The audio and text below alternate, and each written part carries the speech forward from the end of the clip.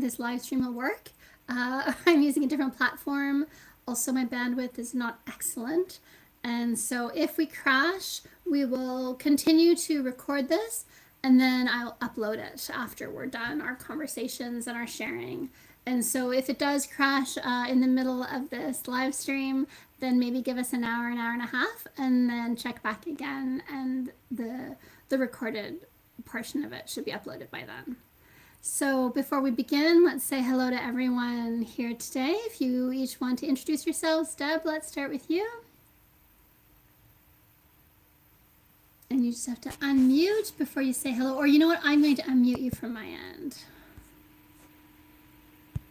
I'm in Australia and I'm new to the Magic and Noise group. I've only been in one session, so it's really nice to be here. And nice to meet everyone too. Thank you. And we're delighted to have you here, Deb. And again, for the audience, you know, anytime you want to participate, just submit your session for the monthly live stream target. I post them on Facebook, on the Patreon at Magic and the Noise. And once you're a regular participant, I send you an email with a private target code. And so multiple options like that. But it is open to everybody. And then if you have good enough data, then you get invited to participate in the live stream. And so let's move on to you, Cody. Yeah, I'm Cody. I've been remote viewing, I think, for about 5 years, and the method I use is CRV.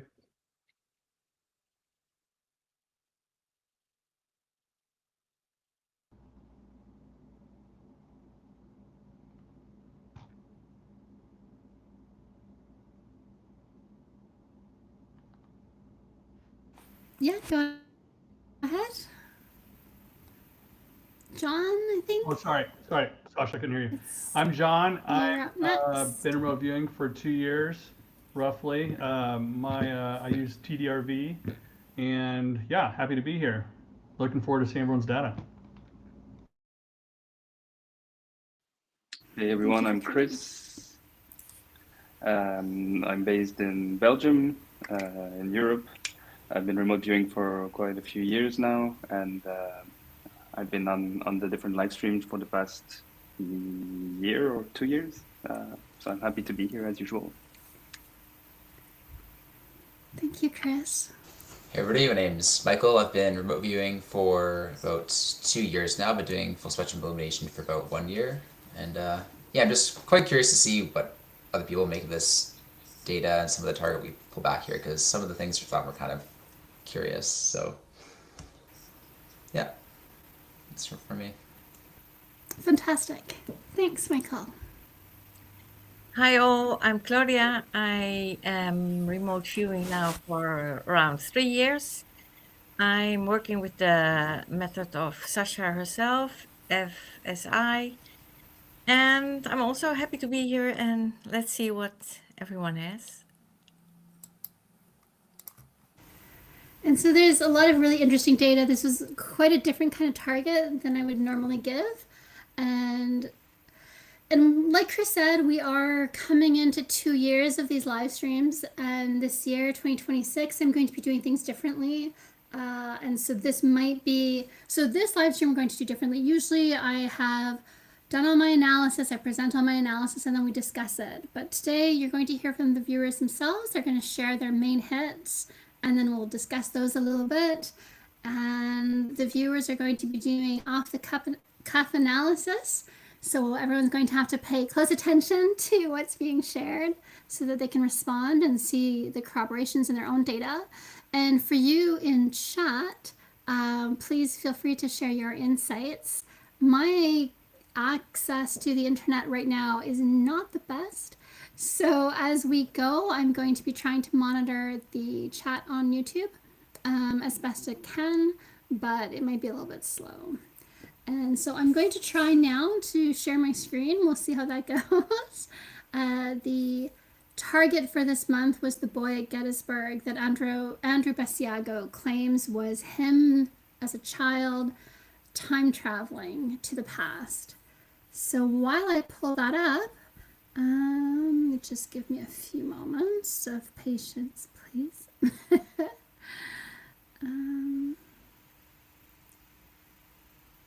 I think because we tested this, everybody tested it except for me. And so now I'm just hoping beyond hope that this will work. And of course, it's never going to be as straightforward as we hope. Okay, so here we go. Thank goodness. Can you see what I see? Yes. Perfect. Okay, so this is the target, the boy at Gettysburg. Project Pegasus is the name of the secret time travel program that Andrew Basiago claimed he was a part of that led him to being photographed here. And I was wanting to tie this into possibly the GATE program. We've been hearing a lot of people talk about the GATE program recently, the Gifted Students program in the States, in Canada, where the military was working with academic institutions to try to identify gifted students who might also have had psychic ability. And some of the children who were involved include Julia Mossbridge, who is a very well-known remote viewer.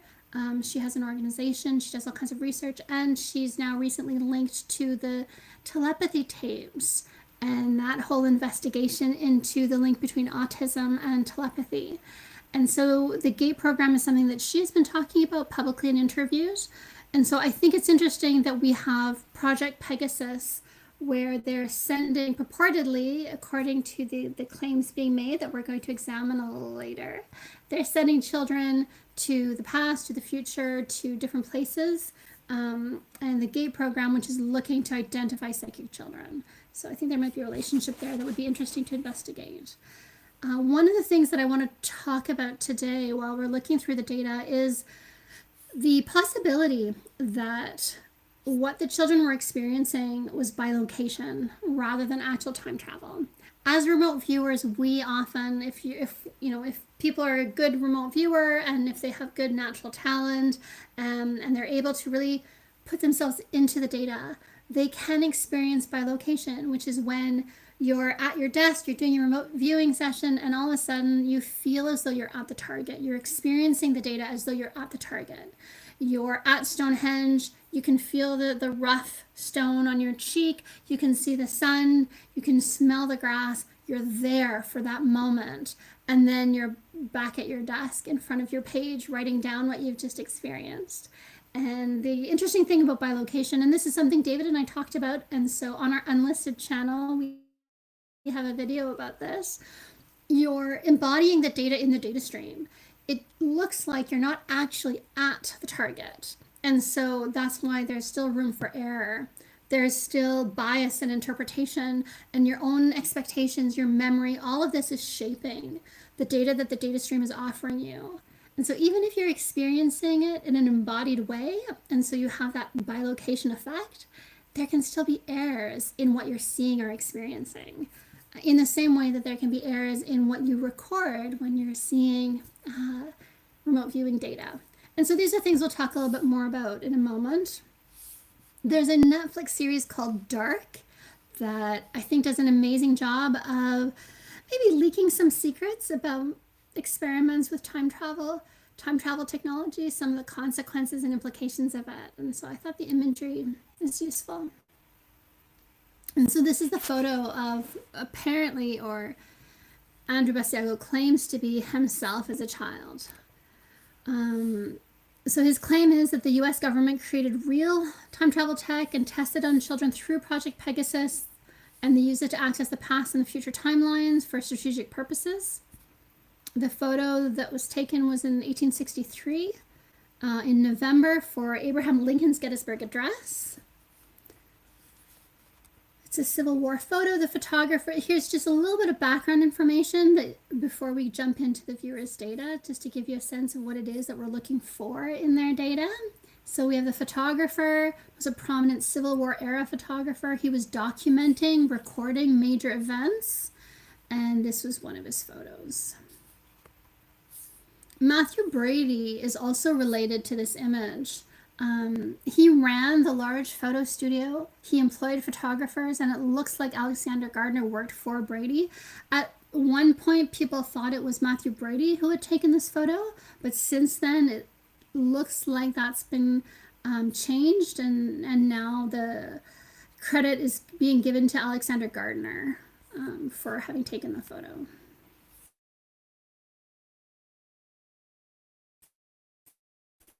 So possible that Project Pegasus was not necessarily physical time travel, but bilocation experiences. And if so, then the photo would not be of Andrew Basiago, but he might have been shown the photo to emulate that boy in order to help him bilocate to that boy, to see the target through the eyes of that boy. That's a possibility. So he might remember it as he himself physically having time traveled there, but it's possible he was just emulating or using that boy as a point to see the target from. Project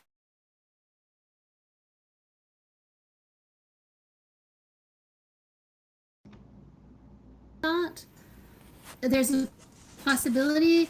So we're going to talk about some of the claims of Andrew Basiago, that they used costumes and that they were trained to use weapons, and they were trained on Martian landscape terrain before being sent to Mars in jump rooms. This could be training for actually sending children to another site. It could also just be training that you would give children to help them bilocate, because the more they can feel that they're at the site, maybe the better data they can get, the more easily they can emulate someone at the site, and by doing that, bring back better remote viewing data. So before I move on, what do you guys think so far, remote viewers, of this as a possibility?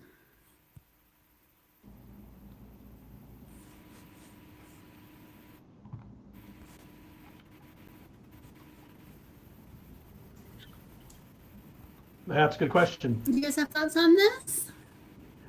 When I first heard it, at first I was kind of resistant to the idea, just because my data didn't seem to, but the more I looked at it, it very well can make a lot of sense. And I had a couple things that kind of reminded me of that. But yeah, it's interesting. I'm excited to see everyone else's data on it and their opinions. Yes, I Anybody also else had. have any insights onto this so far? Yes, I also had strongly the feeling of two. So that can be two at the spot, or it can be the bilocation. Now, when I hear your thoughts about this, yeah. Okay, let's discuss later. I'm also a bit resistant Well, to that theory of the time travel part. But okay. it's true that it comes into my sessions data, and like I told you by email originally, I didn't realize that this was the target, because in the target reveal you just put the link of the photo. So I had a look at it, and I saw that it was at the Gettysburg event, and so I looked into that, and so it was tied to the Civil War. So all of my analysis was based on that. So I was trying to find this, and then in your email, in your latest email of yesterday, you talked about this Basiago guy, and then I looked into it and I was like, oh shit, I completely missed something. And then I looked again, and it's true that there are things that are relevant for that. But yeah, my opinion again is, even if it's in the session, what is the truth? Do we perceive this because it's a story that exists, or because it's the reality?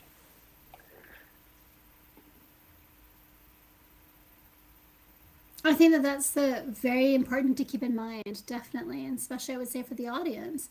Just because the remote viewers can see the data about a myth or a story, that doesn't mean that it's true. It just means that the data exists, and so that does complicate things when people try to use remote viewing to prove something.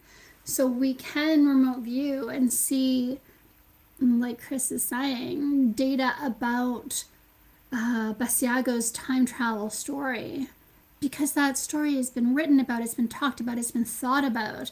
It doesn't necessarily mean that we're documenting truth. We're just documenting the truth of the fact that this is a story that exists. So Can I add a comment there, Sasha? When I first did my session, I thought I was totally off target. Yes. I had another look this morning and I realised the correlation with the drawing of the boy I'd done, the short-statured male. But what I did get at the time when I was drawing that was a sense of breathing difficulties, because I was doing a lot of aerial viewing, like high above, and I've had one instance in a prior bilocation where I hadn't gone to a safe altitude and I was experiencing what you get if you're climbing at altitude when you've got depleted levels of oxygen. So I had that experience when I was connecting with and drawing that image of the boy. So I wondered about whether I'd been in a state of split consciousness at that stage, like having a full experience both in the physical and the bilocation event. It was only that made me think about it, that I was having that experience with difficulty breathing while I was actually sketching him. So it just made me wonder about the connection then. So.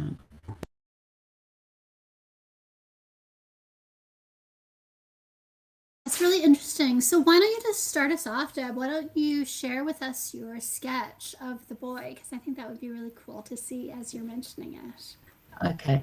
Well, as I said, I thought I was totally off target, but I realised the first part of the session was on target, but I got a cannonball at one point, well, what I'd sketched, and that put me off target for the second part of the session. So just bear with me, I'm just navigating to get the right screen. Can I say one thing? Okay, I hear a lot of echoes from Deb. Maybe you should put your echo cancellation on. Okay, so bear with me. I might have to stop sharing to do that. I can't see it on this. Or you know what, Deb? I can do it on my end, but it looks like it's already. It can't be changed at the moment, so. Okay, all right. Well, I'll talk slowly. I apologise for the echo, but I went back into the session this morning because I really felt, oh my gosh, I didn't get that at all. And I should prefix, because I didn't realise in the introduction, I've done CRV for 2 years now. So this is the sketch of the dominant male that stood out at the scene. I got multiple human males at the scene, and that it was in the past.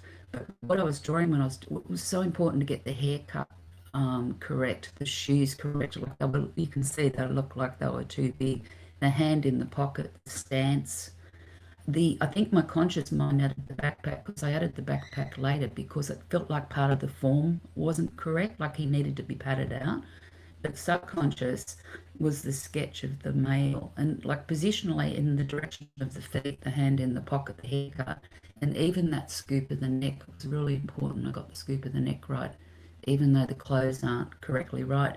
Because I was getting that breathing difficulty, I thought I was at altitude, and that started affecting the end of the drawing. So that was the main thing I picked out this morning when I went into the session. That's so good. That's an awesome sketch. Yeah, it's really an awesome sketch. And you're drawing really well. I'm jealous. Thanks. The shoes, like when I looked at the position of the body, and the first foot turned forward, the other foot facing you, there was so much. And that haircut, and it was only when I zoomed in this morning I thought, oh, I did get something. So that was it. But I know where my subconscious was connecting and bilocating and during the breathing issues. But then I analysed it consciously and then added the backpack later, so that corrupted the image. But yeah, so yeah, it's really interesting. I'm glad I went back in. I thought I had nothing. When you were sketching, I thought that was really good data. Yeah, I was just gonna ask, when you were sketching, did you perceive something special with the eyes? Because I see they're a bit. Yeah, the eyes felt like I was looking across time. The eyes were the only thing that worried me. Like the eyes looked older and like they were looking back. Because I did a timeline and it said this occurred in the past, but what I was getting was this, I was in split consciousness, obviously, with the bilocation, but it was like I was looking through older eyes at this picture. It was a really weird feeling. I made no sense of it at the time, but the eyes felt anomalous, anachronistic in nature. It's the only thing about the drawing that really Now that kind of makes sense if we take it as maybe Andrew Basiago seeing himself, and I think maybe this lends itself to the theory that I was proposing, that the child remote viewers were bilocating through this boy. They were looking through his eyes. So they emulated him. They were given costumes to dress up like him. And then they're shown this image and they're saying, become this boy and see what he sees. I think that might make sense if you were kind of feeling something weird about the eyes. There was something weird about the eyes, but like that haircut, I could feel that haircut. That was like somebody just got a bowl and just cut around a bowl on my head. It felt awful. Yeah. So anyways, it made sense once I looked at it the session again this morning, because I looked at it first off and I thought, oh my God, I've screwed this one totally. There you go. But anyways, just let me know when you want me to stop sharing screen too, Sasha. Well, I think that this is good. I think that it's such a great photo. I think even the shoes, you really picked up on something about them being oversized or kind of standing out. They were uncomfortable. Yeah. Oh, that was the other thing. I could feel my feet. My feet were floating around like they were cheap shoes. Like, I know when I've been on mountain climbs where, like the Sherpas have got shoes that they've borrowed or they've inherited from a previous trek or something like that. That's what it reminded me of, and that's where the conscious overlay, analytical overlay started kicking in, because the shoes felt like they were floating on my feet. Yeah. That's amazing target contact with the boy. So great data there. Does somebody else want to share some of their data at this point that kind of links to this, or do you guys have thoughts about this? I also sketched a boy that has the hands a bit in a similar pattern. And I asked about the eyes because for me, I felt like he had smaller eyes. So I even questioned myself, maybe Asian, but I wasn't sure about that. But I had a feeling about small eyes. Yeah. Do you want to share your screen, Chris, so we can see your chart? I can share my screen quickly, but to be honest, the contrast between that sketch and my boy is going to be something that I want to unshare very fast. So, I will let you know. No, not at all. So here's my boy. Just to make you guys more comfortable, I will share, I studied art for many years and I also studied cartooning. So it's more of a challenge for me. It's like an issue because I've got to be careful not to overdraw. So that's why my sketches will be a little bit more detailed probably. So yeah. So the haircut is kind of pretty okay, and the hand is like he has in the pockets as well. So that sketch kind of fits that boy. And like I said, I had something with the eyes. A bit later in my session, I came back to this. And yeah, the general feeling about that boy was that he had a plan, but it had to be terminated. It was kind of a failure somehow. And his there was also, I don't know if you want to switch to another topic for me to do a transition with that, but there was sure, it's up to you. There was a big concept of observing in my session, which I thought was kind of noise, but at the beginning. Because like I said, I only was thinking about the Civil War part, but then with that story that came in, it does make sense because I saw something that was kind of peeping around, and the purpose was really to observe. So I put that it was not necessary to spy, but to really observe, and that it was being physical about it. So something that was physical about this observation. So like I was saying, to me, this originally looked like noise, but now with that part of the story, I think because in multiple parts of my session, there's that observing topic that comes back, that it's observing, that it's passive, it's not the center active the person is not the active how to say that he's not the center of the story, and he's really there to observe and analyze what's happening.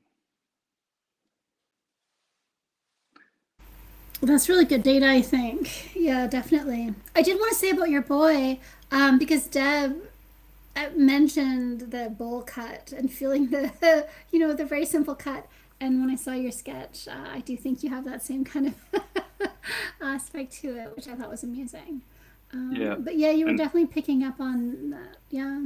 And still on that topic, the boy is kind of trying to be in the shadows, hiding, observing, checking, analyzing to see what happens. So there is really the topic of observing, and also, also a lot of sadness, being scared, and not being super happy.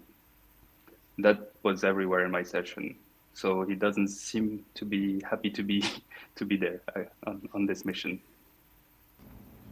I had hints of that too, Chris. That was one of I had some hints of that in my data as well, just being alone, feeling afraid, and like stuck somewhere and not happy about it.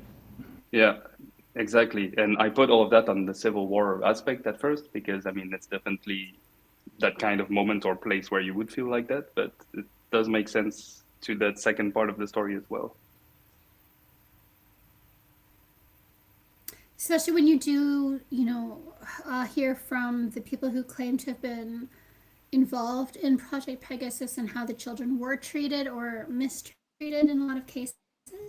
And I think here as well, this idea of sneaking behind a door, behind the eyes of the other child, right? So if they're using this child as the anchor that they're looking through, I think your data fits really well for that. And very nice correlation there, John, with the emotional valence of your session as well. And so, John, did you want to share some of your data on that? Yeah. I'd like to quickly touch on like some of the data I had for like the teleportation type of stuff. Much like Chris, when I first saw the reveal, I saw the photo and about the boy. I didn't know the story of this other guy. I kind of had remembered, like in movies and stuff, the idea of people going back in time and being in photos, historic photos from like movies, but I've never really read any or learned of any accounts. But let me share my screen really quick. In my first session, let's do this. Just while you're doing that, I'll just say for the audience, I didn't give information about the Project Pegasus as feedback to the viewers. I just sent them the photo and said this is what the target was, because I didn't want to bias, I didn't want to contaminate too much. And then when I sent the information out to the Facebook for everyone to see the cover image, I let them know as well that I would be talking a little bit about Project Pegasus and Andrew Basiago. So that's why the viewers didn't have that much time to do that much research into this. That was kind of by design, because I didn't want people to do too much research into Andrew Basiago and time travel and all of this. I wanted them maybe more to do research based on their raw data and how it connected to the photo and the boy in the photo. And if their research led them to the time travel, then to me those synchronicities are showing you that you're on the right path, that you're translating the data properly, that your analysis is working. If you're not getting those synchronicities and you're not finding that data, then it's not meant for you for your analysis, I think, a little bit. So yeah, so take it away, John. So on the top left there, I just had the idea of something that disappears from one location and reappears in another location. That's when I just AOL teleportation. And then I had the idea of science, and this hole is created by punching through a surface. I don't know if you remember what I actually perceived was the idea of when someone explains like a wormhole, where it's like you're trying to transport from one location to another, and you like fold the paper and then punch a hole through. Have you guys ever seen that before? That would explain that. Anyway, that's what I perceived. I didn't think that that's what it was. I just had the idea of punch. So that's what I wrote there, but it made more sense later once I knew what the target was. And then down below, I kind of had as if one is drawing a map and identifying important location. I had this a couple times, just the idea of like charting, like, okay, we're going to go from here to here. I didn't know what that was referring to exactly. And then one last thing on this page in the middle, and I just realized this actually, I get movie references a lot, and for some reason I had something that reminds me of the movie The Swamp Thing. This is a movie I remember when I was a kid. It was about some like swamp monster, but I think he was like a good guy. I barely remember it, but I looked it up and I was like, how, this must be relevant. And he has this, I guess he's a, you know, a comic book based character, and he has the ability to transform his consciousness at any point, anywhere, like regardless of time or location. So like Sasha, kind of you're kind of saying like, you know, the boy, if he's transferring his consciousness, you know, somewhere else in the past or whatever. I I think that that might be what that was pointing me to, even though I don't remember that as being part of his abilities when I was a kid. But anyway, so yeah, I had some other things throughout Yeah. related to that, but yeah, those are some of the early hits I had on that teleportation aspect. I think that was amazing. Really, really strong data. Definitely, yeah. The swamp thing, that's funny. But again, it's interesting that you picked up on that nuance of it, right? That idea of, again, maybe more sending consciousness rather than sending physical children or. Yeah. Anyone else got And anything? what do the related other to viewers teleportation? think about this? Or am I solo here?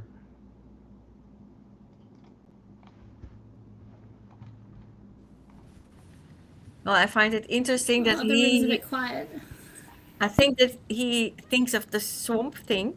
So this means that his subconsciousness is finding something which does this transformation also. It's very interesting. So everyone has his own reference into the subject.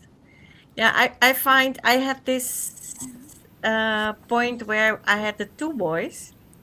Shall I show that? Yes, Yeah. please. Let me see how I can. And while you're screen sharing, yeah, while you're doing that, I'll just note. So often remote viewers get data from movie scenes because it's something we're so familiar with, and there's emotion, and it's something clear, and you can have one little concept in one movie scene. Sometimes, as an analyst, if you're seeing, like I have seen sessions where everyone's drawing the Starship Enterprise, and the target is maybe, was this a UFO or were these just lights in the sky? And so sometimes if everyone's picking up on a very particular fictional movie scene, sometimes that can tend to indicate that this is a fictional target. But sometimes it's just an easy way to encapsulate a concept. So John, I think in that case, yeah, I think it's the swamp thing. It's giving you such a complex piece of information and such an easy piece of data point.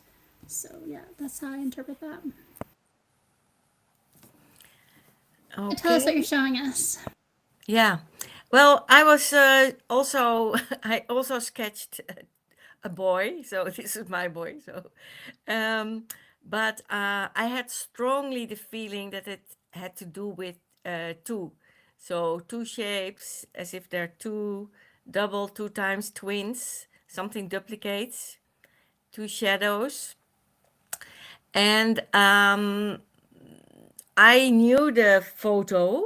When I saw it, I knew this was with regards to time travel because I had seen the Y-Files episode about the CIA child travel kids, and there this double person thing came up. So when I saw this and I checked my retask, I thought, what the heck? Because in the Y-Files, he says that if he traveled, the kid, he could also see another version of himself, which had traveled earlier, something like that.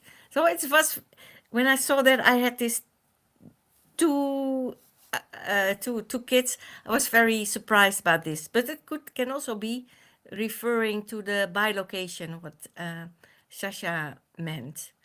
So I just found this, yeah, a nice hit. Yeah, that Very, makes me think yeah. being in two places at once. Yeah. Yeah, Claudia, I actually had two different sketches that have two subjects connected, like directly with one arm on the other. One has one pulling, like one was like pulling the other one back, and the other one just had its arm on. So it's interesting you have two subjects right next to each other because I had two different sketches that are similar. Can I query too, because Claudia, to me it looks like you've got the bilocation, the consciousness in each iteration or aspect of that person. But with yours, John, I think you mentioned that it was fading and then reappearing. How was that experience? Because it was like they were there and then they were not there, then they reappeared. Yeah, Have yeah, I correctly yeah. remembered that? That perception wasn't specific to subjects. It was just the idea of like something disappearing and then reappearing somewhere else at a new location. But like the sketch that I had of Yeah. the just really quick, I'm going to show what aligns with Claudia. But it's kind Yes, of like please when do. you look for wormhole as well, it's an instantaneous transition. So it's like they're in But two places at once. arm And the connected to consciousness subject. transfers. And then I had this one over here pulling a subject back, like the idea of someone controlling another subject, like in charge of this body. So I don't know what that was, but it may be similar to what Claudia was picking up on. Yeah. Yes, also two. That's very interesting. Because even if it's not by location, like you're suggesting, Sasha, maybe it could be something like you project your consciousness into the eyes of that boy who is not that person, but who is just a random boy, but you see the world through his eyes. So that would, That's what I was thinking, Chris. yeah. Because of the way And John so, had said the fade in, fade out, fade in. It was like a projection of consciousness versus bilocation. So yeah, a bit like the Being John Malkovich movie. Well, referring Definitely, to yeah. And sorry, Go ahead. go ahead.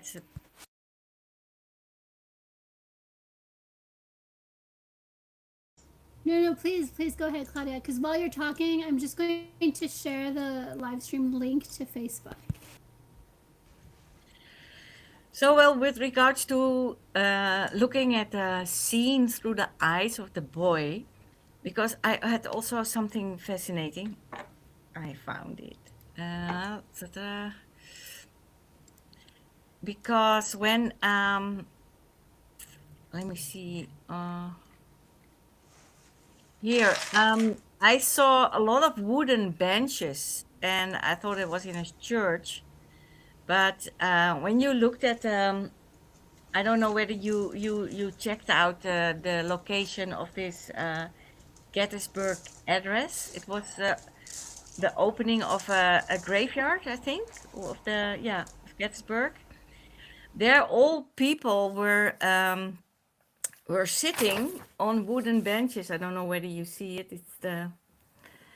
It was very. I was very surprised to see that there were a lot of people here when he had his speech, sitting on wooden benches. So I thought this is what the boy sees in front of him. So I And find this is actually the main event that's happening over there. There was that speech by Lincoln. So that's the event of that event. Yes, that was this day. Yeah, That's correct. yeah. Yes. Well, I placed it in a church, and I thought it was a choir. But afterwards, when I saw the photo of Lincoln standing there before all these people on the wooden benches, I thought, okay, that's it. Yeah. Yes, Claudia, I think so to too. tie in with your Definitely, one of the things I got, and I'll show you the slide later, was this metal sphere, which I correlated with the cannonball. But one of the first screen that I pulled up was a church that still had a cannonball embedded in the wall, a Methodist church. Around that scene, there's a map with where all the cannonballs actually landed, and the church was the main one that was highlighted. So that would have had all the wooden benches as well. Ah, yeah.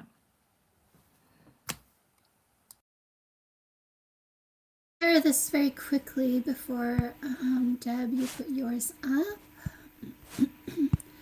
This is hopefully the right one.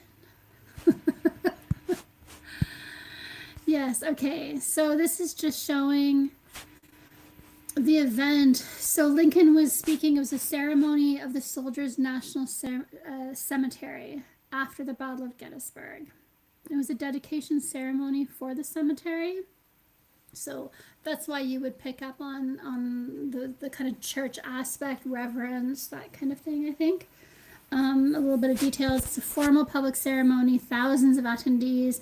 There's the military, there's national leaders, there's the veterans, there's family of fallen soldiers, and then there was the speech. So I think that does make sense, what you're talking about, definitely. Yeah. Deb, did you want to share your data? I could share it when we do what's next in order of The importance. cannonball, I think you were... Yeah. Okay, does somebody else want to share their data at this point? Either to keep moving us in this direction or to take us into a new direction? I don't really have something to share, but I did write that it was an event that was triggered. So since it's completely blind, it's still worth mentioning. I want to share this. Definitely. And that is a good thing to mention to the audience, yeah. So I want to share this really quick, going back to the boy that you guys were talking to earlier. I didn't really get much of a boy. I'm not very strong at subjects, getting detailed on subject, but I did get the idea of someone being dressed or changing clothes in a hurried manner. And when I read the story of this guy, he was saying before he went back to Gettysburg, like they had to quickly dress him in period clothes, something to that nature before going, and it was really like a rushed process. I want to know if anyone else got anything related to changing clothes or a costume or anything like that, just out of curiosity. I'll take And while that. people are searching through their data for that, oh, does someone have it already? No. Okay, so I think, and again, this is what I said, Ed and James, David and I interviewed Ed James, but at the time this wasn't on my radar. So hopefully I would like to talk to him again in the future so I can ask him about this. But he, Basiago claimed that they got training from Ed James and the costumes had to be perfect and for the time, and I do think I trained in HRVG under Glenn Wheaton, and I do think that if he had the power to, or if the opportunity came up to make us dress in the period clothes before emulating a subject to remote view through them or to remote view them, I would totally see him saying, you have to have the perfect costume, it has to be precise, it has to be the right era. So to me, to think that maybe the people in charge put the children in the costumes and made them dress up and do all of this to help them make contact with the subject, that makes sense. Michael, you wanted to jump in here? Yeah, I was just gonna make a comment that seems like there'd be a lot of front loading of the target if you kind of like dressed up in like, Civil War army garb or something like that, and it's supposed to be a blind, Totally, yeah. Yeah, I think so too. And that's the thing, I think, is at this time they were experimenting. A lot of it was, at first they were microwaving people's brains because they were trying to entrain certain brainwave states, and they were basically blasting these people with radio frequencies, all kinds of different things. And then they realized, you can flip the tuner around, you can use non-ionizing radiation, and so then they stopped microwaving people's brains and started actually helping to do less harmful brainwave entrainment. And so I do think, though, that I wonder if, in order to get the children to bilocate, I wonder if they were not keeping them blind, if they were priming them with as much as possible. And even the portal that Basiago talked about, they had to go through the portal, the jump room, was that a consciousness construct? In the same way that some remote viewers visualize a TV screen, and they look at the TV screen and that's where they see their data appear. And there's the Silva method. He also used a screen. And Itzhak, does somebody know who Itzhak's last name is? The one with the pendulums? Do we know what I'm talking about? No, he was a Russian researcher who was talking about how to do manifestation. And he also had this way of like projecting a screen of the future and then stepping into it, into that frame. And so I think a lot of remote viewing, manifestation kind of methodologies do incorporate that consciousness construct that now you're here in your body, and then now your consciousness is crossing through that threshold, and now you're at the target site. And so I do wonder if that was what the jump room was about. Because even the idea of a jump room to Mars, I have a slide on that coming up. There are too many complications with things like the vacuum, the lack of a Schumann resonance. There are all these kind of technical details. You would not just put children in a little spacesuit and then send them off onto the surface of another planet. Like, I just, that wouldn't really work. But if you're wanting to prime them for bilocation, then I could see that being effective. So tell us what we're looking at here, please. Muted. Here, I'll unmute you. Anyway. There you go. You were muted, John. I just unmuted you. Can you share again, please? Oh, sorry.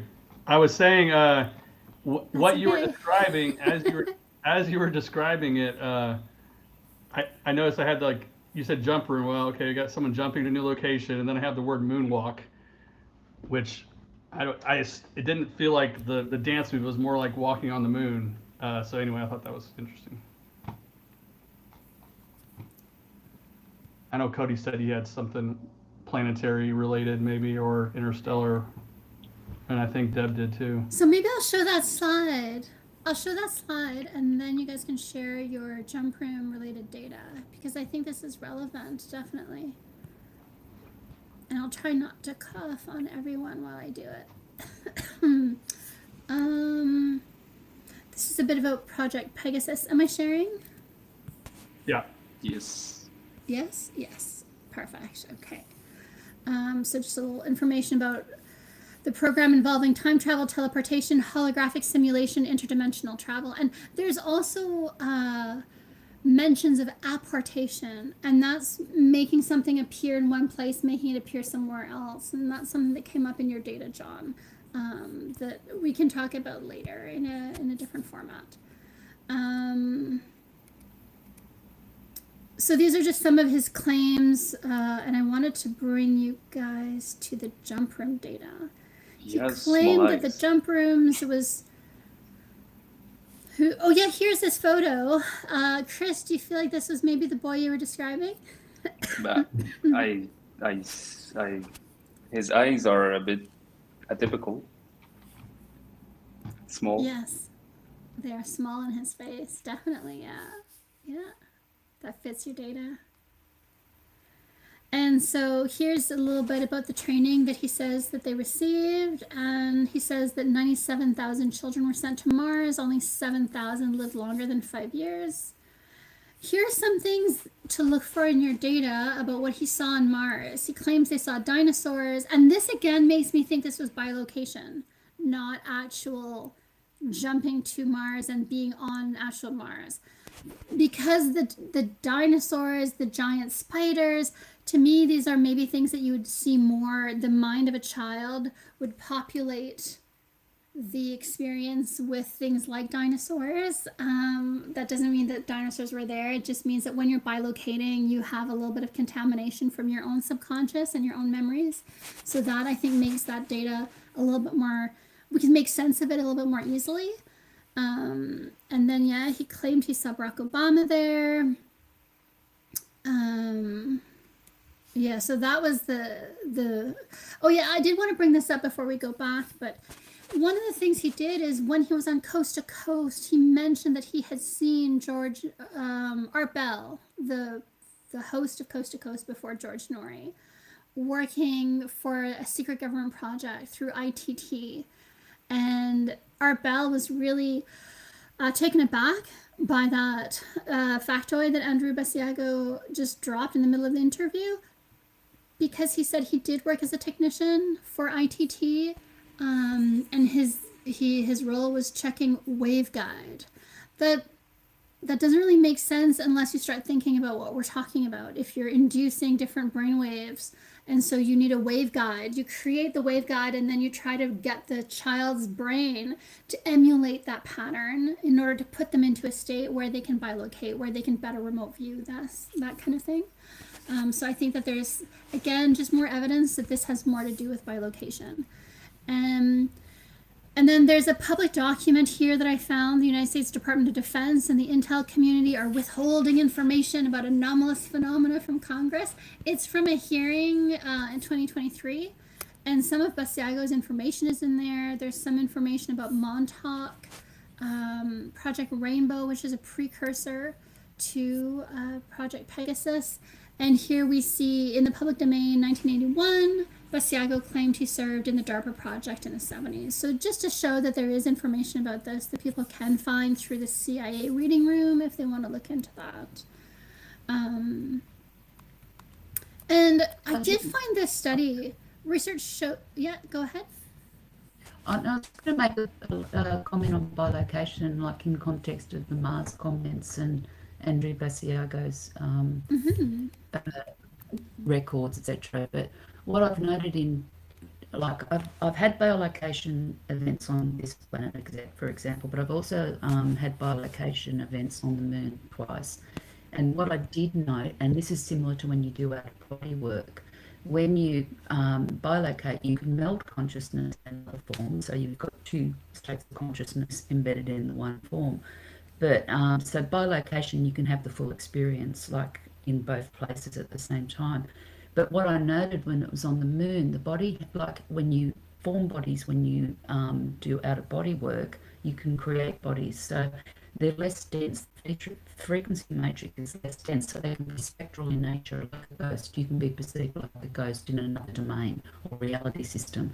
So the bilocation on the moon was less substantial, so they didn't need to breathe because they were not in a frequency composition, like their form was less dense and didn't require to breathe.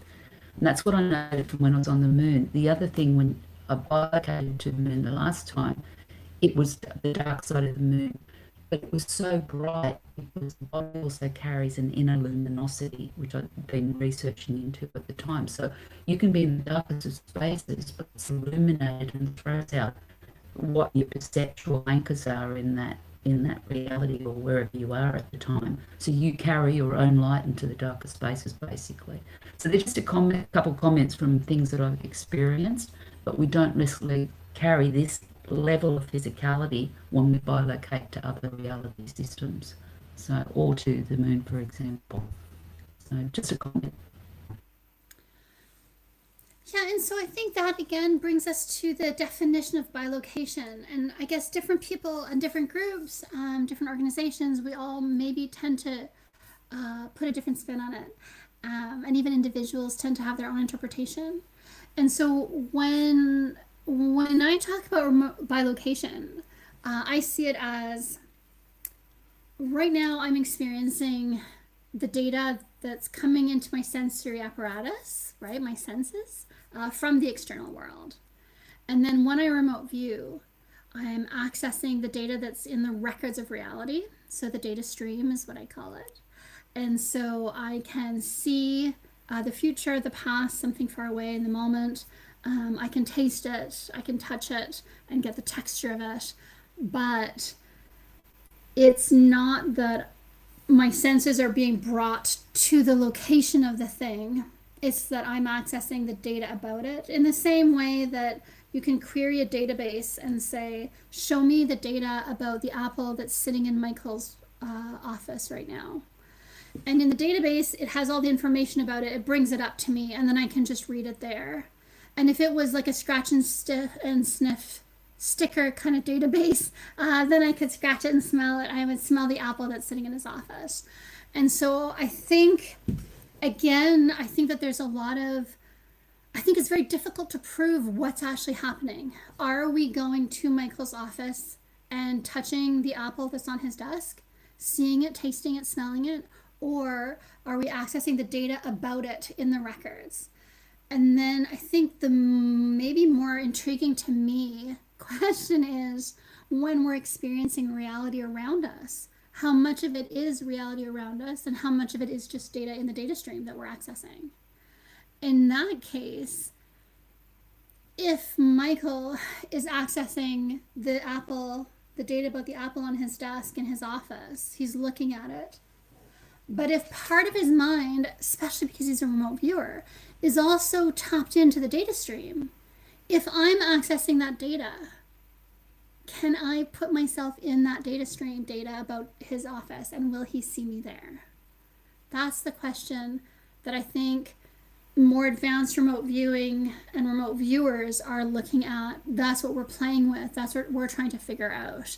And for some reason, we're not talking about it publicly because I think partly because I think there are too many misunderstandings, also partly because I think a lot of people are not there yet, so it doesn't make sense to really talk about it publicly. But we probably should be talking about it publicly.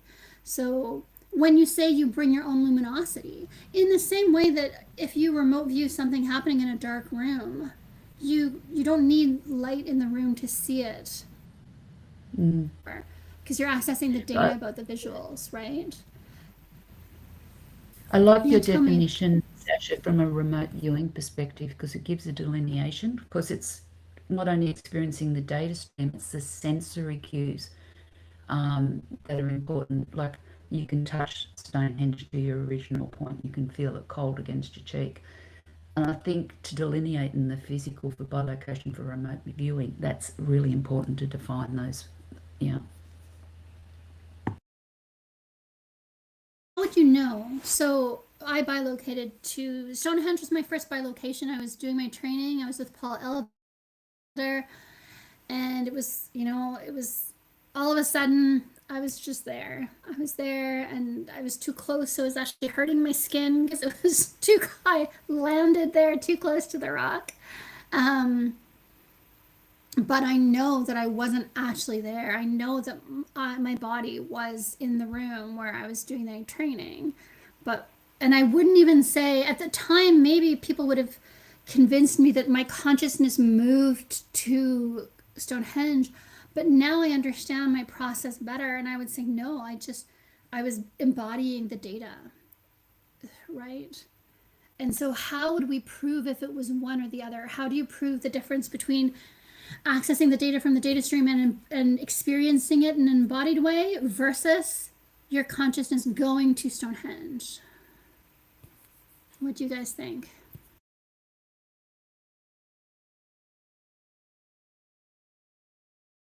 That's maybe a bit of a complex question to be asking on a weekend.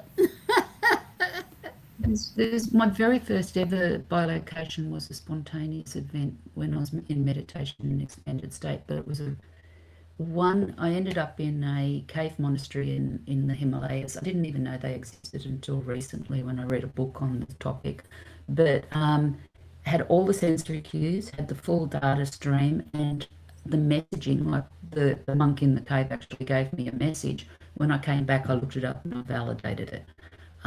So to me, that was a validation of what you're saying, the full data stream and the sensory. I could smell the lamps. I touch the long, thin books, the string. So it fits in the definition as you just offered it from my perspective. But it also had validation, so the data stream was correct. Yes. Anybody else? If not, then I'll ask Code. Yeah, go ahead, Chris. I'm just saying it's a really tough question because to answer that one, you also need to answer what is reality from your point of view. Because to me, even the reality like we're experiencing every day, it's what we know, but it's not the whole thing. So I think when you're reaching stages where you can have experiences like a bilocation or an out-of-body experience or something like that, you're not actually going out somewhere, but like you suggested, you're just experiencing the data from another layer. So to me, it's just the filter that we have in this 3D world, if we call it like that. The filter is lifted up a bit and it allows you to see more or to experience more, but you're not actually going anywhere. You're always there. It's actually who you truly are, without sounding too too spiritual. But at least that's what I believe.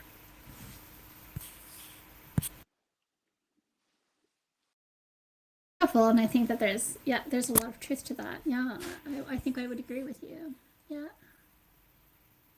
And so if no one else wants to jump in on that, then Cody, why don't you show us some of your data?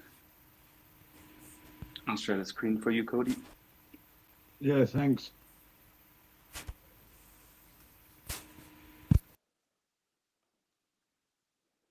Yeah, so I didn't get anything about a buoy at all, but these few pages here, I got a lot of stuff about a journey between two different spots, bright lights, and it just felt like they were in a completely different place on the other side. But I didn't really go too far in depth into it. But yeah, it was about exploration and yeah, it's pretty vague. But even your bridging consciousness, or people would probably say Einstein, Rosen, what am I thinking of? What's the word I'm missing here? Rosenberg. Nobody knows. Rosenberg, yes, thank you. Einstein-Rosenberg bridge for wormholes. So I actually think this is good data, but go on, Cody. Yeah, I didn't explore it too much. I just got just like that. I rushed this session, so I got a lot of location stuff in the retask, and that kind of fit the terrain of where the speech was, but yeah, it was only surface level stuff around this bit. And then yeah, all that was just completely different. Sorry? I actually think it fits the more conceptual bilocation, maybe. What do you think? Yeah, possibly. It does fit it, like you said, the wormhole, or even the fact of bilocating somewhere else, being somewhere else. This sketch, like the bridge, does bring that. The bright lights, that's probably something you experience, I guess, if you have those kind of time travel experiences. And here you're basically saying that this ties a bit to what I experienced with the observing. So you're saying it's discovered exploration expansion. So he's there to try to see what's around it. So I really see a good fit with the story here. And here again, with going to that place, you wrote this feels like it involves humans, but they ended up somewhere else. That's exactly what is being told. Yeah, So I Cody, see a really good fit there. yeah, that's really good data. I actually have data that matches it very closely that I'll show right after this, because that's really, really close to what I specifically described.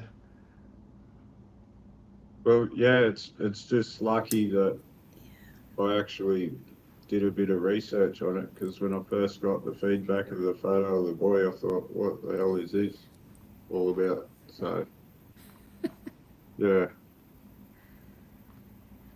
This is why analysis is important, and this is why going through your data, discussing it with others can help a lot as well to get other insights. Yeah, it's funny. Just doing the research. Can I say something? It's funny because he talks about water and a cave, and it connects to a water tunnel. I had also something with a cave and water. So strange. Yeah, water came up in my own session. Yes, we'll have you show yours as well. All this stuff was about a structure. I kind of tied it to I tried to find a picture of what he reckons the time travel thing was, but I only came up with a picture of a comic with the same name, and it looks similar to the bottom sketch on the next page. It just, yeah, it looked the way it was. I think I sent it to you, Sasha, but it was just crazy. I think, yeah, something weird was going on there.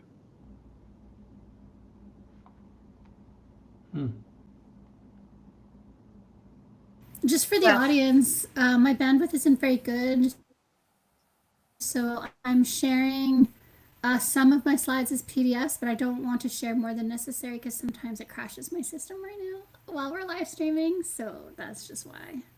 Just Oh, you talk about go ahead, burial Claudia. ground. Sorry, you talk about burial ground and something built over it. That was the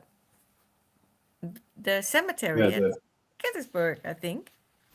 yeah, Yes. possibly. Yes, it was a But yeah, I cemetery. think all this is a bit jumbled how it came through, but down the bottom there's entrance, exit, and to hide. Someone mentioned that earlier. I think it was John was talking about hiding. So it's just, yeah. I think it's a lot of stuff. And I all wonder if there's a bit of an into overlay, one. Cody, between. Yeah, I wonder if there's the overlay between the cemetery, the dedication ceremony, and then the underground Project Pegasus. The children go down into the underground lab to get all this stuff done to them, and it's a secret project. So I think maybe, like you're saying, there's a little bit of an intertwining of the two data sets for that, maybe. Yeah. I think my whole session was a bit like that. Katie, when I was looking at the area, because I did a couple maps in my session there, and I'll show you the slide when we get to the next group of, the second thing that we saw in that. But I think there were underground because there were armaments, artillery need to be housed there, like all the cannonballs, stuff like that. But it also references the drainage. One of the map things actually references that. So, and I know you pick up on that sort of stuff. So I think what you drew would be representative, and they were near the Potomac River, apparently. Yeah, okay. From what I, yeah, okay. I also Yes, got a lot of stuff definitely. about And the so, moon, and but then when I was looking up the feedback, I think the full moon had something to do with the civil war in that spot or something like that. can you say more about that? Oh, I think it was just the battle had something to do. It happened on the full moon, or I don't really remember. But Okay. there's something on Wikipedia about the full moon come up. Okay. Oh, I think I'm frozen. Oh no, I'm back. And I think one of the things I'm always cautious about is I do analysis. This time I'm letting you guys do more of the analysis, but usually when I do analysis, you have to be so careful because you have to let the data lead you. But at the same time, if you're doing your own analysis as a viewer, I usually don't recommend remote viewers do their own analysis unless you really have to. If nobody cares enough to help you with analysis, it's usually better to not to do it. And if you do your own analysis, to try to stick very closely to the tasking. What was the target? Because I think if you start going off to find validation of your data, then you're creating a feedback loop. So this is why if you have data that's maybe a little bit less relevant, don't spend too much time chasing it down. Because you're strengthening the signal, you're strengthening the reward, you're telling your subconscious, good job, that was great data, because look at all the time I'm spending trying to research it. And if it's not relevant, then you don't want to strengthen that and reward that for your subconscious. Does that make sense to everyone? Do you guys know what I mean? I've seen it often when people do their own analysis where they're remote viewing the feedback session, and the feedback session is giving themselves feedback for even the most irrelevant data. And then they start going off on these tangents, and then the problem with that is that then you're just in the weeds, right? Because then as a remote viewer, you become less and less relevant. And then you can not remote view as an operational remote viewer anymore, because you're only able to remote view the feedback, and you've rewarded yourself for remote viewing irrelevant data. What are your thoughts? Do you know, I think that makes total sense by retrocausality of weakening the signal that we're trying to connect with the target coordinates. We're diluting through our own research of all the tangential finds. Like I got stuck on a ball, like the cannonball, and just by that, I took myself into a castle with another target that I tasked. But I actually got that during the session. Like plucking the right signal line can be difficult. This target feels tangled in biases and assumptions. I think they were my own. Retrocausality of researching tangential information. Yes, yeah, and that can happen. And so that's why, like, yes, a few of you had some moon stuff, but I think I wouldn't encourage focusing on that too much, because we know that the target is the boy at Gettysburg. And we know that the sub-related target is maybe Andrew Basiago, maybe the Project Pegasus kind of story. But we don't want to go too far beyond that, because then, yes, we're just creating that feedback loop, right? And yeah, just something to think about. Okay, so who wants to share some? Michael, you haven't shared data. Do you want to share? Or I think John was going to share something, but first, can Michael share something, and then we'll go back to you, John? Does that sound good? Absolutely. Yeah, that sounds good to me. Okay. Just a minute.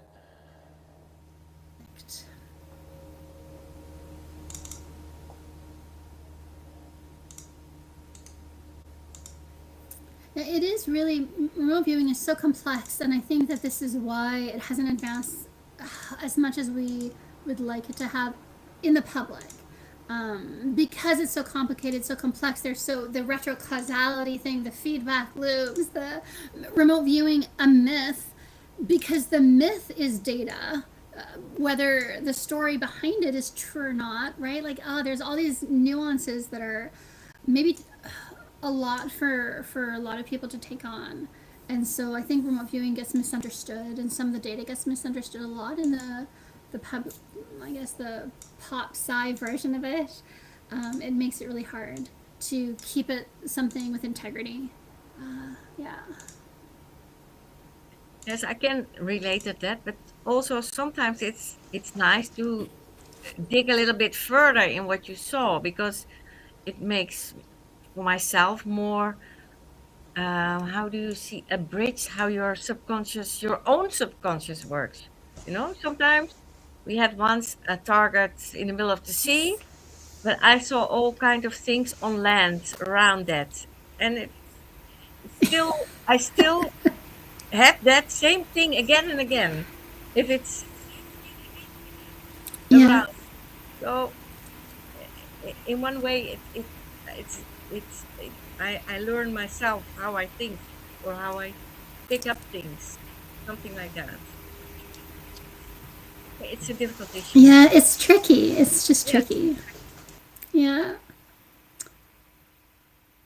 Okay, Michael, tell us what you're showing us. Yeah, for sure. Yeah, just as a preface this, I don't think I really pulled back a lot of what could really considered as like verifiable target data, like nothing really directly related to a boy at Gettysburg, but I think some of the sub-target information and some of the adjacent kind of speculation around if it's time travel or bilocation and so on, I do think I have some data related to that which could be relevant.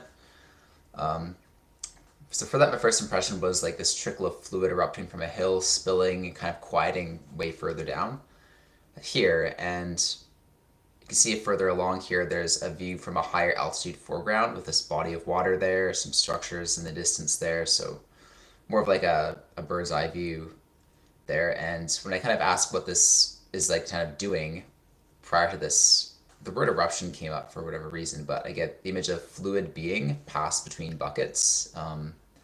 So I thought like fluid was being passed, but also thought of like a being that has a fluid sort of existence, like perhaps conscious itself being as flexible as it is.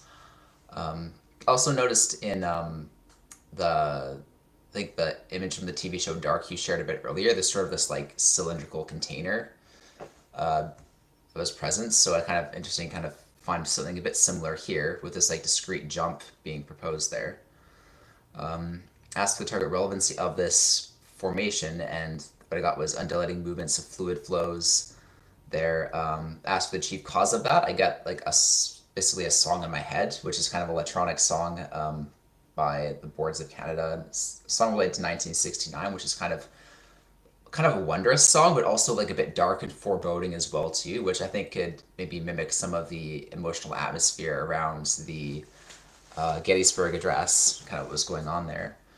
And there being kind of a natural coupling between systems there.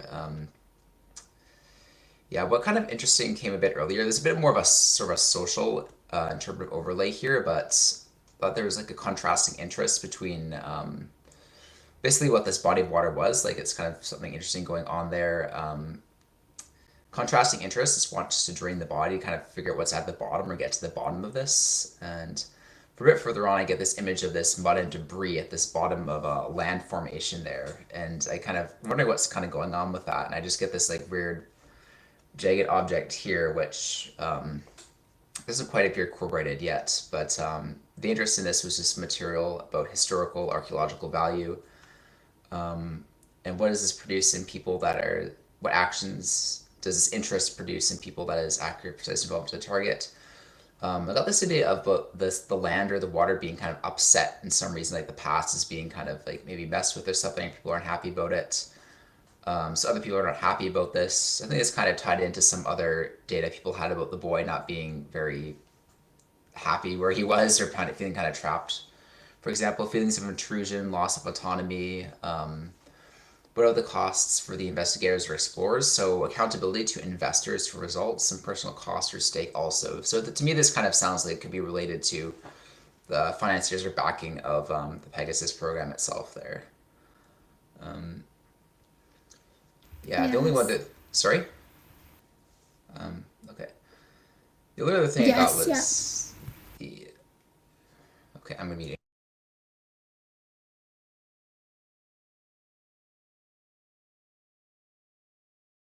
Go on, Michael. I was just saying yes, go on. Yeah, you're good. Okay. All right, just a bit of a electronic funkiness there.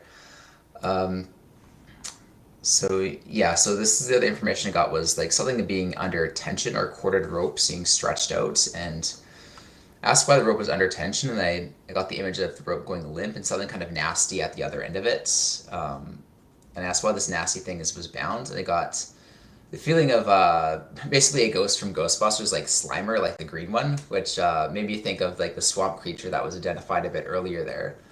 And looking into some of the like the Ghostbusters, like the pseudoscientific technology around that, supposedly they use like proton beams to kind of like limit the number of like superpositions that the ghost or entity can kind of take in this certain situation there. And it kind of made me think of like perhaps the way the story about being dressed up is something that kind of like helped them log on to a specific target, a certain event there.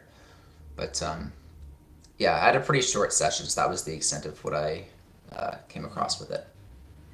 Michael, could you go back to the... There's a man and I... buckets? Sorry, Sasha. No, it's okay. Yeah, what were you saying, Deb? The image of the fluid being moved between buckets? Yeah, I can go back to that. Yeah, because that really caught me, because in the nature of consciousness, it relates to energy and motion and movement.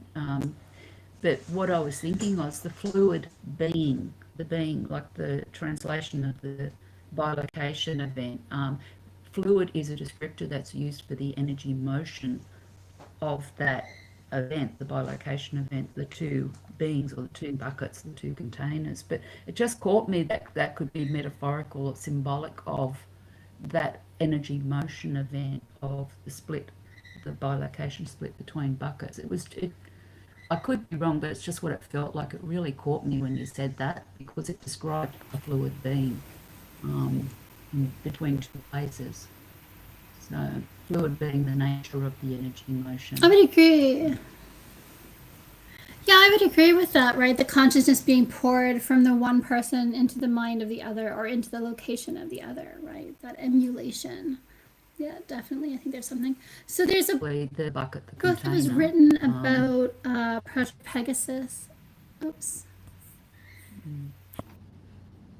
I had something similar to that, the liquid as well, Michael. I'll show that in a minute too, but it's similar. Sounds good. Yeah, John, why don't you show it now? Okay, real quick. First, Shasta, you were showing a slide about the things that this guy claimed to have seen. One was like creatures with long arms, long legs, and black eyes, something like that.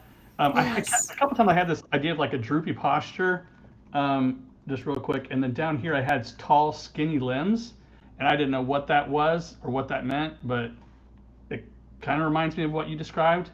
And then you said something about dinosaurs, and I had this like aggressive reptile, but that was earlier. Now, specific to what Cody had, I had bridge and I had like planetary, and that's when I had the idea of like a hole passing through.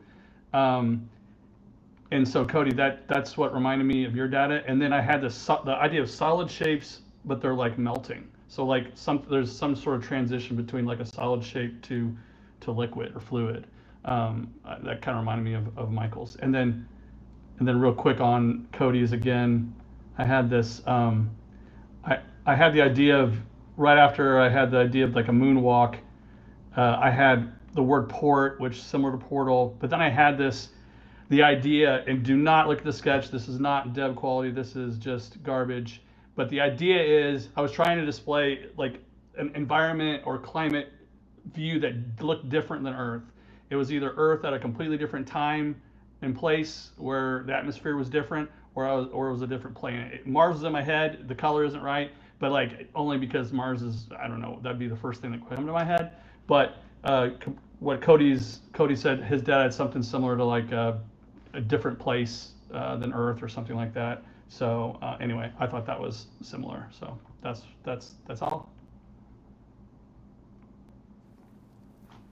That's really good data, As John. well, I got dune walkers, like on the surface of the moon. It's really arid and all dusty and all that sort of stuff. But I got dune walkers. Yeah. Yeah, but in the program, they also claim to have been there at Mars. So maybe, therefore, the link to the moon or to another planet.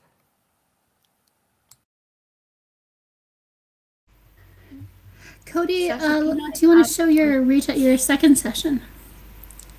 Yeah.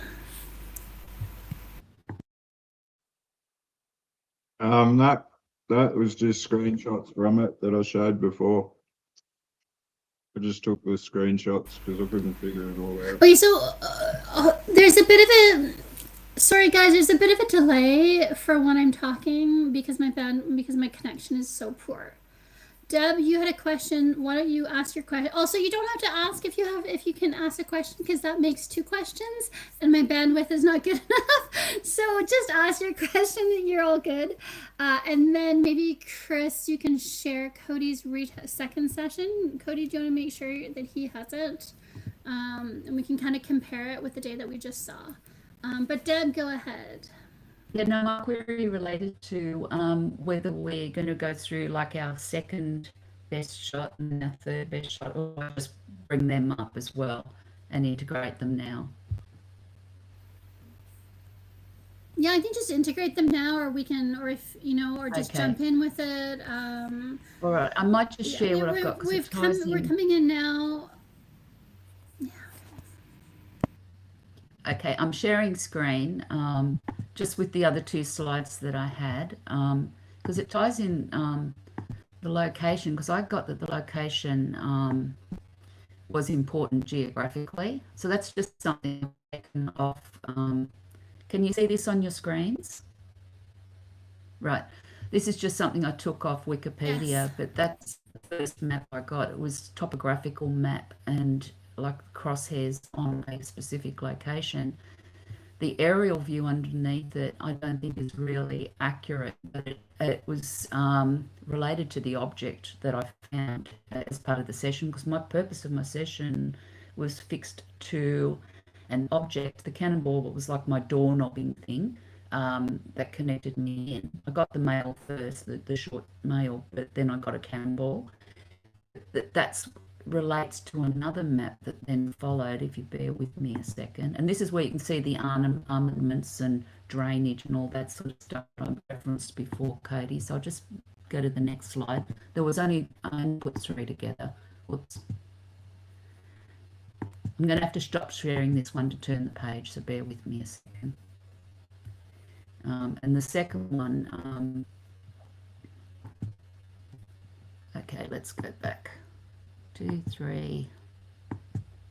That's it. So this is the one that where I got this fixation, started door knobbing the cannonball, and it tied into where all the cannonballs had landed. To your point, Claudia, the one that I crossed on the map, I think, was the church.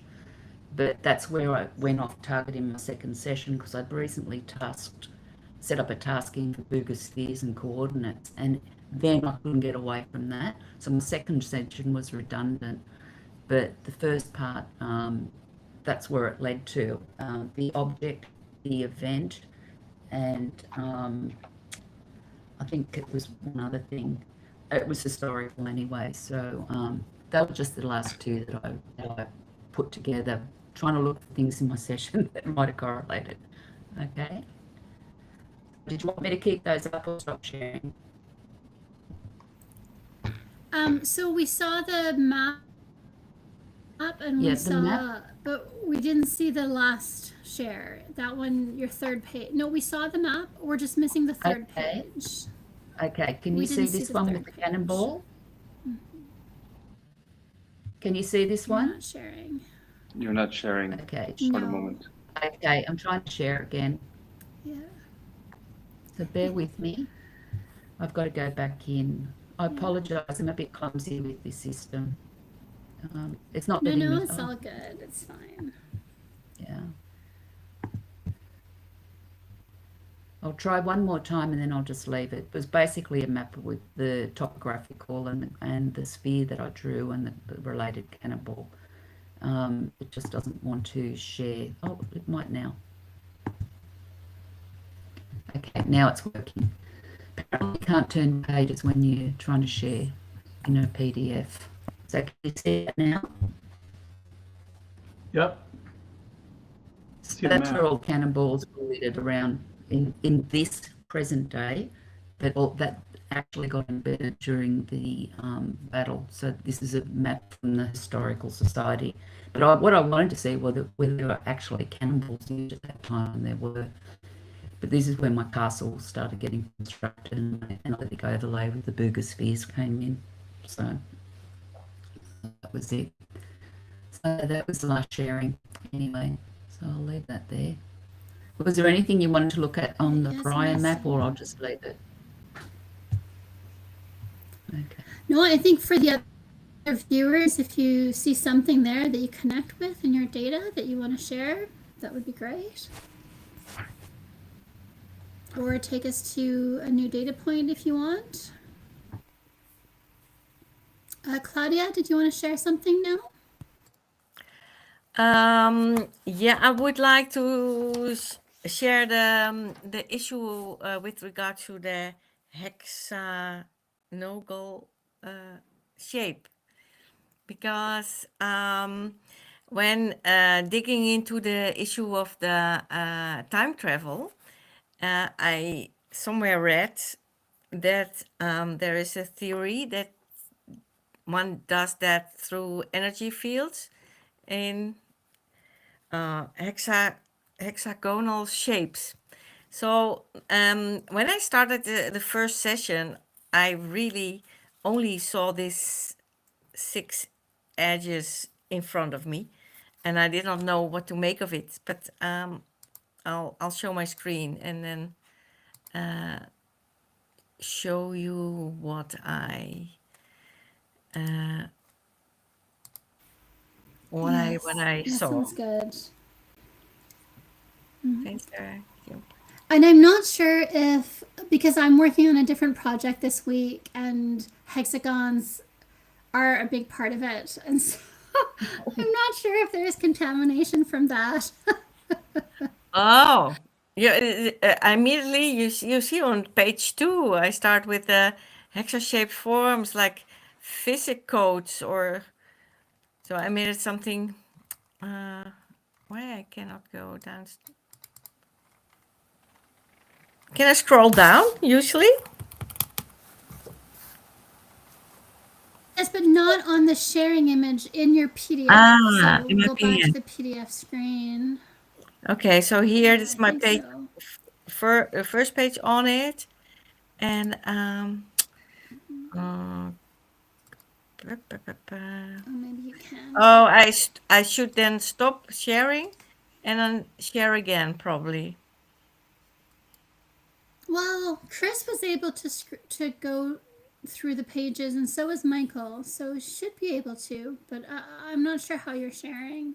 Like I said, because my options are different because I'm the host and you're the guest, so I can't If really. you share the entire screen, it There should you be go. good. Yeah, you see it now? Okay, then I only see my, Yes. yeah. So I had something with 6 sides, turning and twisting, but I saw it as a building stone. And here, I just like to add that in my second session, I got the inside of a paper wasp nest, which is all them shapes. Dude, That's I all. had honeycomb. It reminds me of honeycomb, and I drew honeycomb on my deck. yeah, I had that also on my first page. Yeah, honeycomb, I mentioned that. Yeah, Over here. What are you forcing upon us over here? well, it has something to do with energy and a hexagonal shape and a force field. So that's what I mentioned. So I found that very interesting with regards to the way of energy fields in everything. Yeah. So Well, then I I'll want. give you a little preview about. Yeah, I'll give you a little preview about the hexagonal shapes that I was researching. And that's, again, this is why I told the remote viewers before we went live that there seems to be a little bit of maybe contamination or cross contamination. I don't really know with this target. It's been a little bit weird. So I'm working on another project and I'm looking at a researcher. The CIA was tracking his research and he was talking about the structure of space being hexagonal, basically hexagonal layers, and he was extrapolating from that to explain how the mind has effects on reality and some of the electromagnetic anomalies. So he was saying, the universe that we experience is primarily electrical. You have the ionized charges, everything, electrons. But then there's like the ether aspect of it, which is like the shadow universe, and it runs more with magnetics as the primary unit. And so it ties back to hexagons, but the research that I'm doing, and I'm making a video on it, so eventually you'll hear this all a lot more coherently, but it suggests that if you want to manifest in this reality, if you want to do apportation in this reality, if you want to time travel by pushing your consciousness elsewhere in this reality, whether that's in space or in time, that you're using this alternate shadow reality. It's not even a shadow reality. It's like a reciprocal structure, reciprocal lattice structure. And so anyway, the point of that is relevant to this if we're looking at time travel, if we're looking at bilocation, apportation, these kinds of things. It's relevant there, but it's not really relevant for the very direct Basiago, the picture, the boy, all of this, right? And so that's why when I was working on it, I wasn't thinking about your target. I wasn't thinking about this target at all. I was kind of doing research on this other thing that has to do with consciousness and has to do with these, but I wasn't tying it back.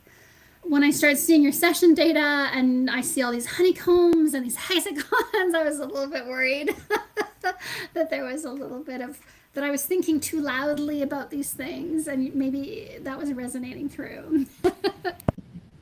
I had a thought when you drew the hexagon or the six-sided figure, though, because one of the things I remember watching a lecture on cavity resonance theory. It was a David Wilcock lecture years ago in Gaia. But cavity resonance theory is based on the construction of the honeycomb, or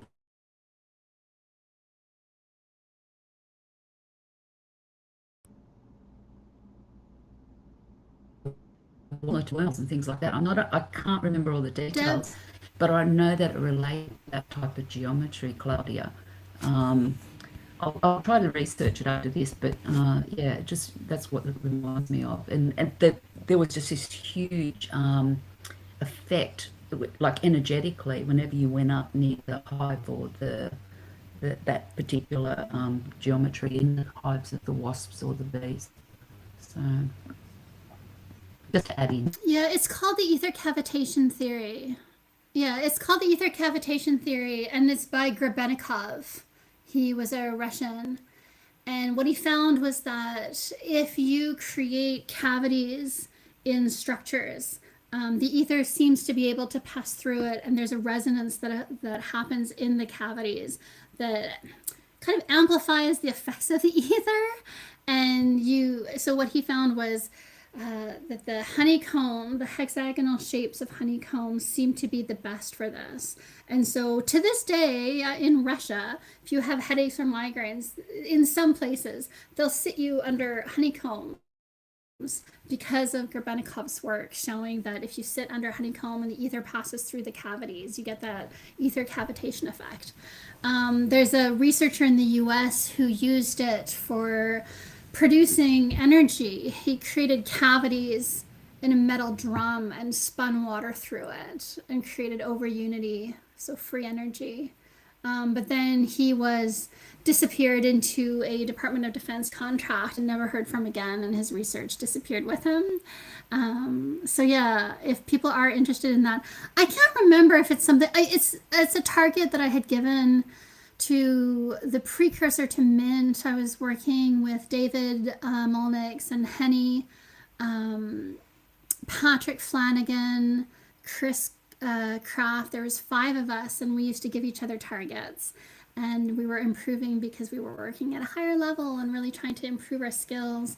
And that was one of the targets that I had given. So there's a lot of information about it. It's quite fascinating. Yeah, so if you guys are interested, I can maybe put some of my research on the shared drive. But it does tie into the honeycomb stuff. And it's, yeah, anyway. You're welcome. But yeah, and this is another thing where I kind of want to say more. There's so much to say, especially about propulsion systems, but I don't want to say it in this meeting hangout because I don't want to give you reward for data about that stuff when we're trying to give your subconscious reward for data about Basiago and the boy and the Gettysburg. So, okay, who wants to share something? Cody, Chris, do you have Cody's second retask session? Because I think that it'd be interesting to see in light of, and even I think maybe some of John's data, but also some of Michael's.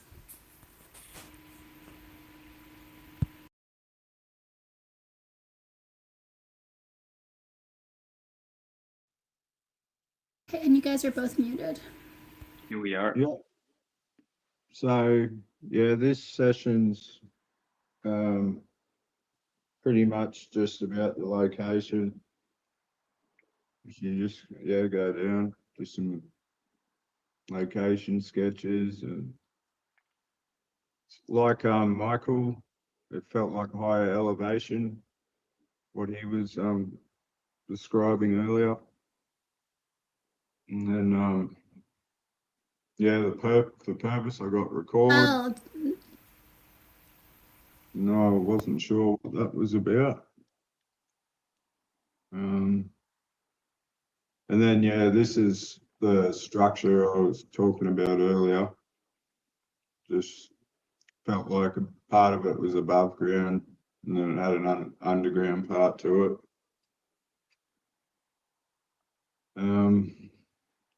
Yeah, it felt underground, felt more like a cave that connected to water. Not sure what to make of that. And then the water seemed to be a main part of it. And then these are like sandstone blocks, and I think Michael drew some shapes like that as well. Yes, yeah, I wasn't quite sure what to make of those, though. Well, it felt to me, it felt like part of the structure. I didn't really have a look through the town once we got the feedback to see if there's anything there like that. Yeah, not sure what to make of that, but yeah. Anyway, Well, I would say maybe these are coffins because it was the boy saw the Gettysburg address. What happened there? They were burying the dead still not buried, right? That was the issue of the cemetery. yeah. That's just an idea. Yes, it was Yeah, well, dedication. that makes sense then. Yeah. Well, that explains so too, contain, yes, that's container, good. contain. So what else? Yeah, and then it just kind of went into this, and that kind of just felt like it was underground. Yeah, this is where I picked up on the inside of a wasp nest, paper wasp nest. So I blame Sasha for this. I don't know if it's connected to the target, but yeah. That's about it. But that felt like it was under the surface of the structure, so it was all perfect shapes and that. And is there anything else? I wonder if that's the bilocation, right? I wonder if that's where they're bilocating with such intensity, such coherence, that more of their consciousness is actually going through the hexagonal underlying structure of our space into the data stream itself, I guess, to some extent, something along those lines. Yeah, possibly. It's just crazy how we picked up on all this. Yeah, could you go down, Chris?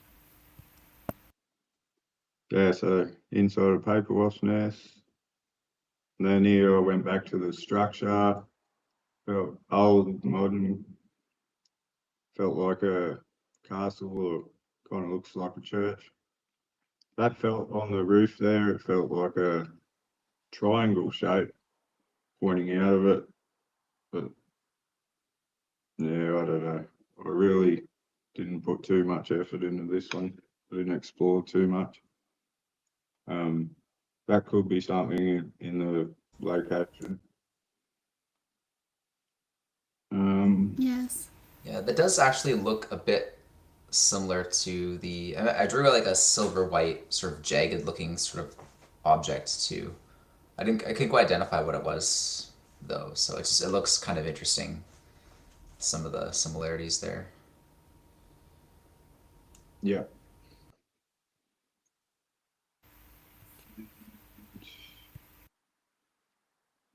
Yeah, this is like what I showed before, the structure again, but then the underground part. And what was built over, an entrance and exit, smuggling, disguise. So yeah, then I drew that guy with the weird eyes like Chris did. Yeah, then I think I just went off on a bit of a rant here. saying he was evil and all that. And then, yeah, that's about it. Really interesting data here. And I think that the correlations between your data and other people's data is strong and intriguing, right? You have those connections. What do you guys make of that, of the connections between his work and your work? Whoever wants to answer.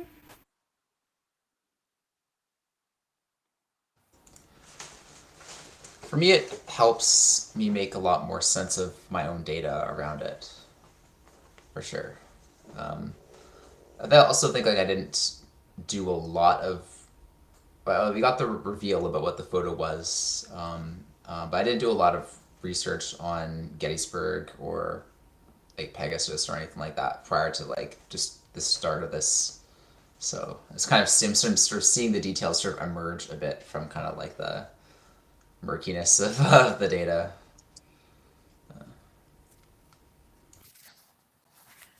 Yeah, it's funny because that makes sense. Cody talks about a castle, and I had on my location map, I had also a castle.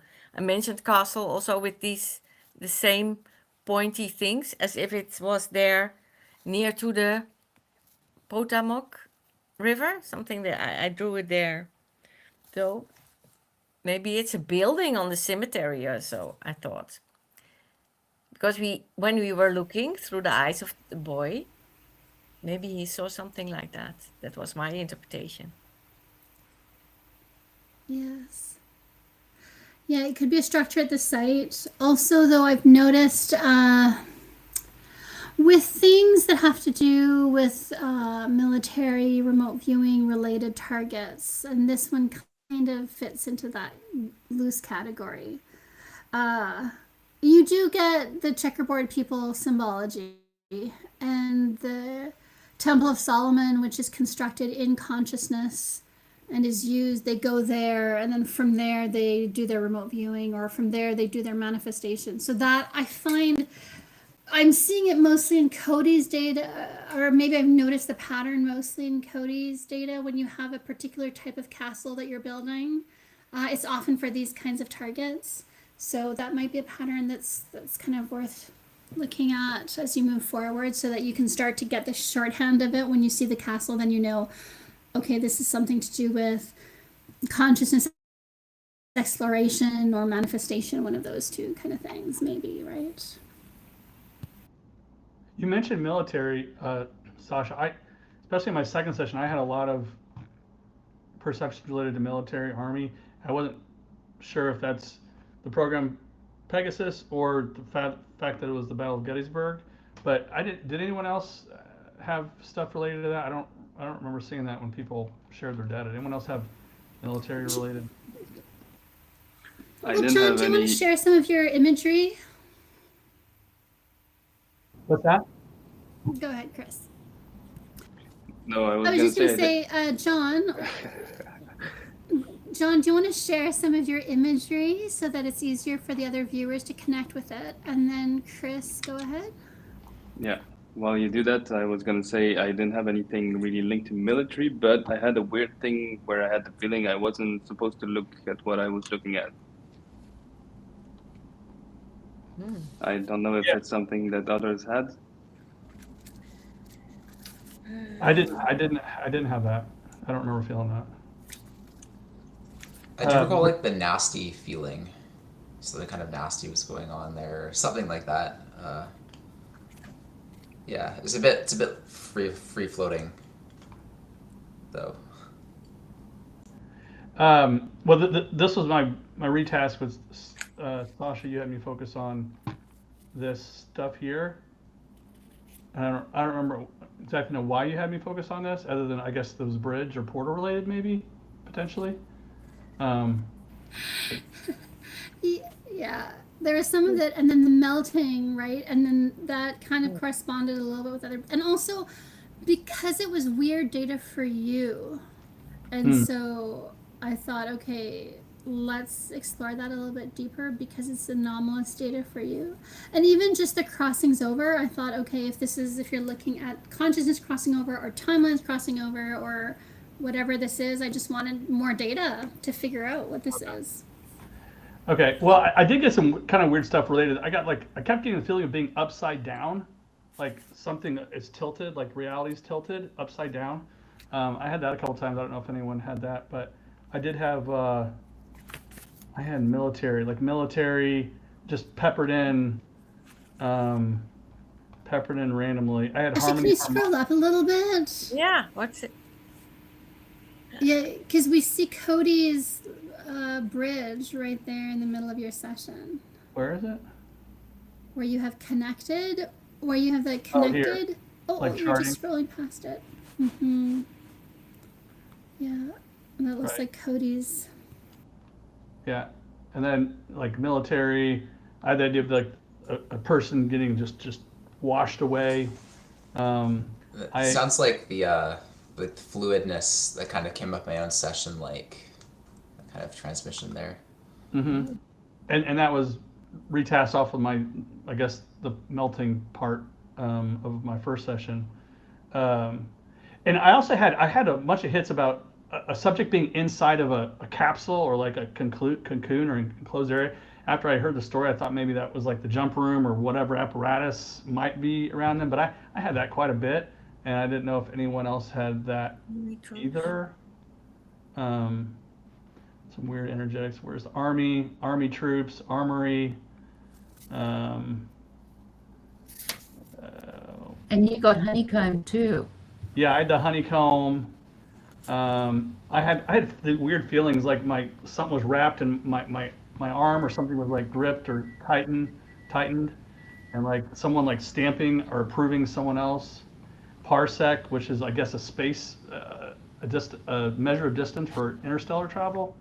But then I had army again somewhere else. Oh, inside a container. Feels like I'm inside a capsule that's moving in different directions. Feels like my feet are burning. Anyone else get anything weird like that? Upside down? Cody and Michael were just talking about how they both had the kind of containment boxes. Toxic waste. I had a bunch of like goopy, So slimy stuff. Kind of like Michael mentioned. I had a lot of that kind of stuff. Interesting. Capsule. Yeah. Church. Yeah. Anyway, I was curious. Anyone had anything related to any of that? I think I'm just picking up on feedback of the guy's story. That's what, or maybe that's just what I'm gearing my data towards. You keep saying upside down. I didn't really have something exactly like that, but in the same place where I had that feeling that I wasn't welcome to look at this, I had that big feeling of really two opposing forces, which is a bit the same as speaking about upside down. So it's kind of related. Right. And I see you mentioned also the veil, a bright veil, something. Yeah, I did have that. I had that also. Yeah. Really? If something was, hidden and covered, like a veil. I mentioned that word also. Yeah. Interesting. Well, the veil could be also the hybrid where the paper's pushing together, like where the two dimensions, the membranes of the two dimensions meet. It's perceived like a veil. When the two pieces of paper form together, form the wormhole. Yeah, because that creates two hybrid dimensions, like two balloons rubbing against each other and creating that density in the or that veil. Interesting. There was another bio that I picked Claudia, up. why don't you show your? Sorry. Sorry, Claudia, why don't you share your data for that so that we can see? Where was it?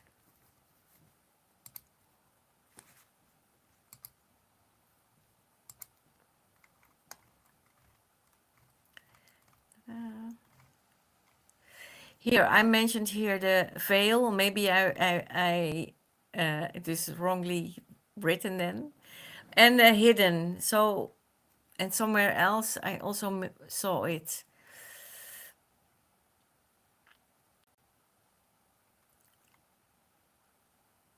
Well, I can't find it so quickly, but it was a strong feeling that something was also not really clear.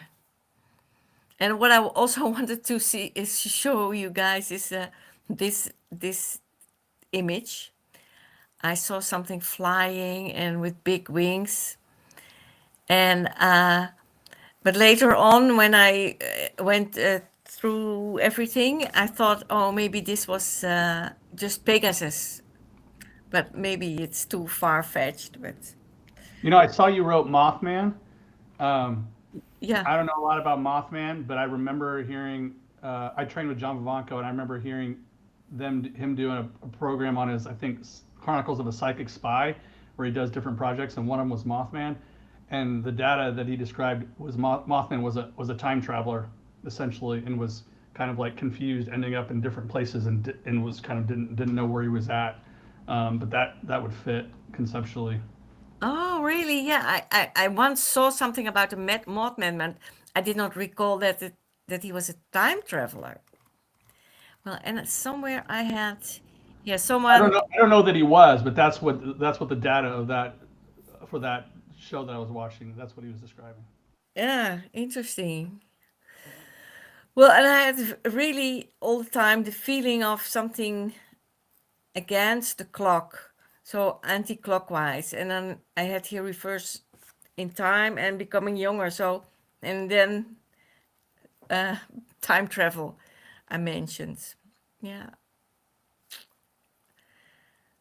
So, Excellent data, Claudia. That's spectacular hit. thank you. Yeah, nice work. Yeah, try something else with yours, Claudia. Those wings that you picked up and flying. I had other bios in the target, and one of them was the avian. They were high flying. They were encircling above. They were native, predatory, and carnivore. So they were flesh eaters. So if it was a battlefield, that would be relevant, because you guys were talking about the problem with the bodies before. So I don't know what sort of carrion birds, probably ravens or crows, the Corvus family. Maybe it's only speculative, but it ties in with your flying and wings as well. So Yeah, you're right. But I do like the Mothman being a time traveler. Yeah, that's really good insight there, John.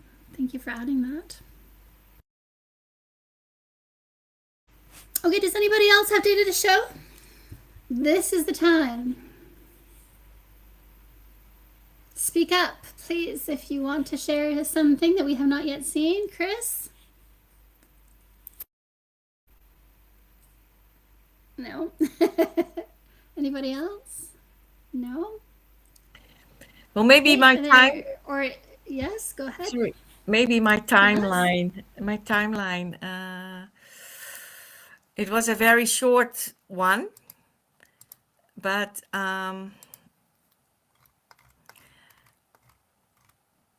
here on, okay, it's 1863, but I found already 1850, something important to do with the target. So I was in the That's excellent. That's a really good one. Yeah, well done. Well, I was in the direction. It's, yeah.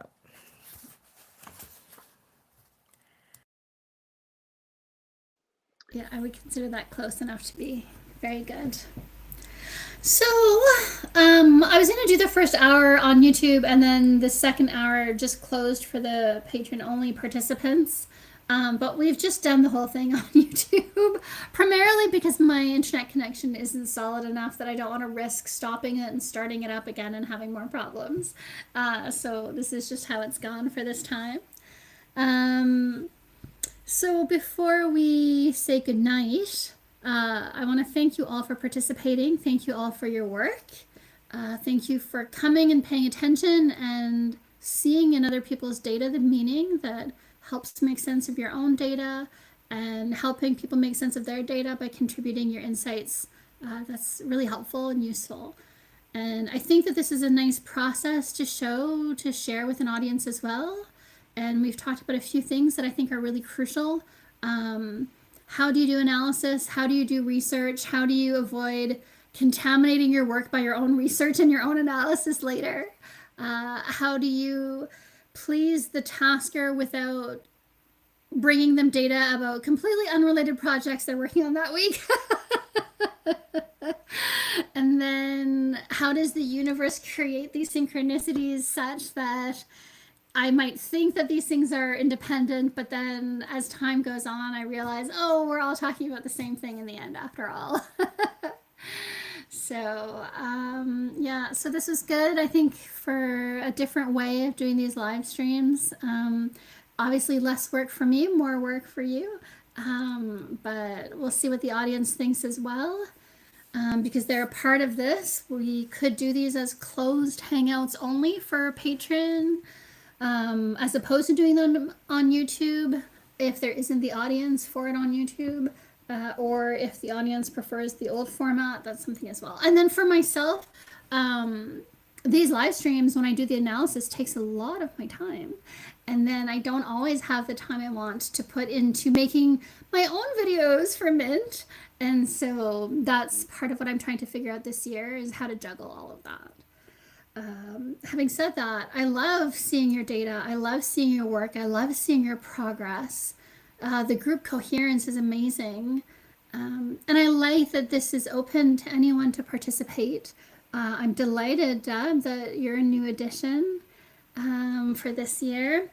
And it's nice to have kind of new people and to have different types of remote viewing. A lot of the remote viewing groups out there are limited to one kind of remote viewing. I think that there's a lot of value in seeing different types of approaches and what kind of data it yields, and to see that on some level there's so much resonance that you're bringing forward corresponding data regardless of what method you're using, and that's nice to see from that higher level remote viewers. It's always good. So I would like to go around and have everyone kind of give their overview, what they thought of their session, of other people's session, of the target. What do you make of it? Are you able to draw any conclusions? Was it an interesting target to work? Just tell me what you think. So Cody, let's start with you. What do I think? Well, he went on some type of journey. I don't know if he actually did it, but it's in his mind.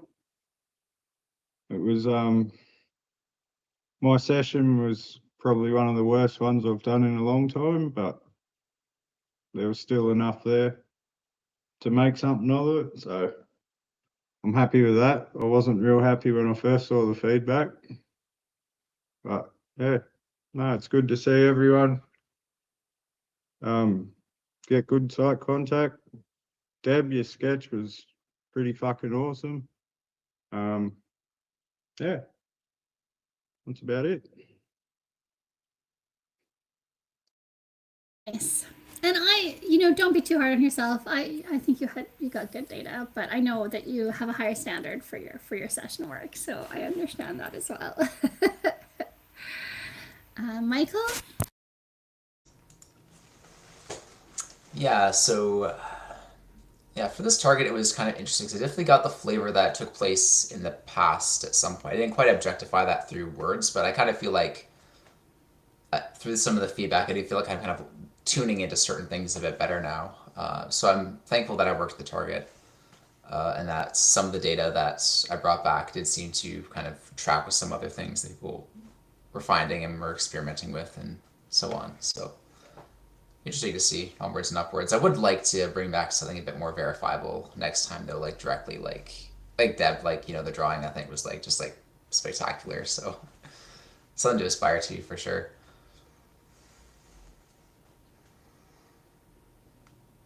Definitely. And Naeem has said this Naeem Bendries, who's a remote viewer in the community. And David and I interviewed him a year and a half ago, I think.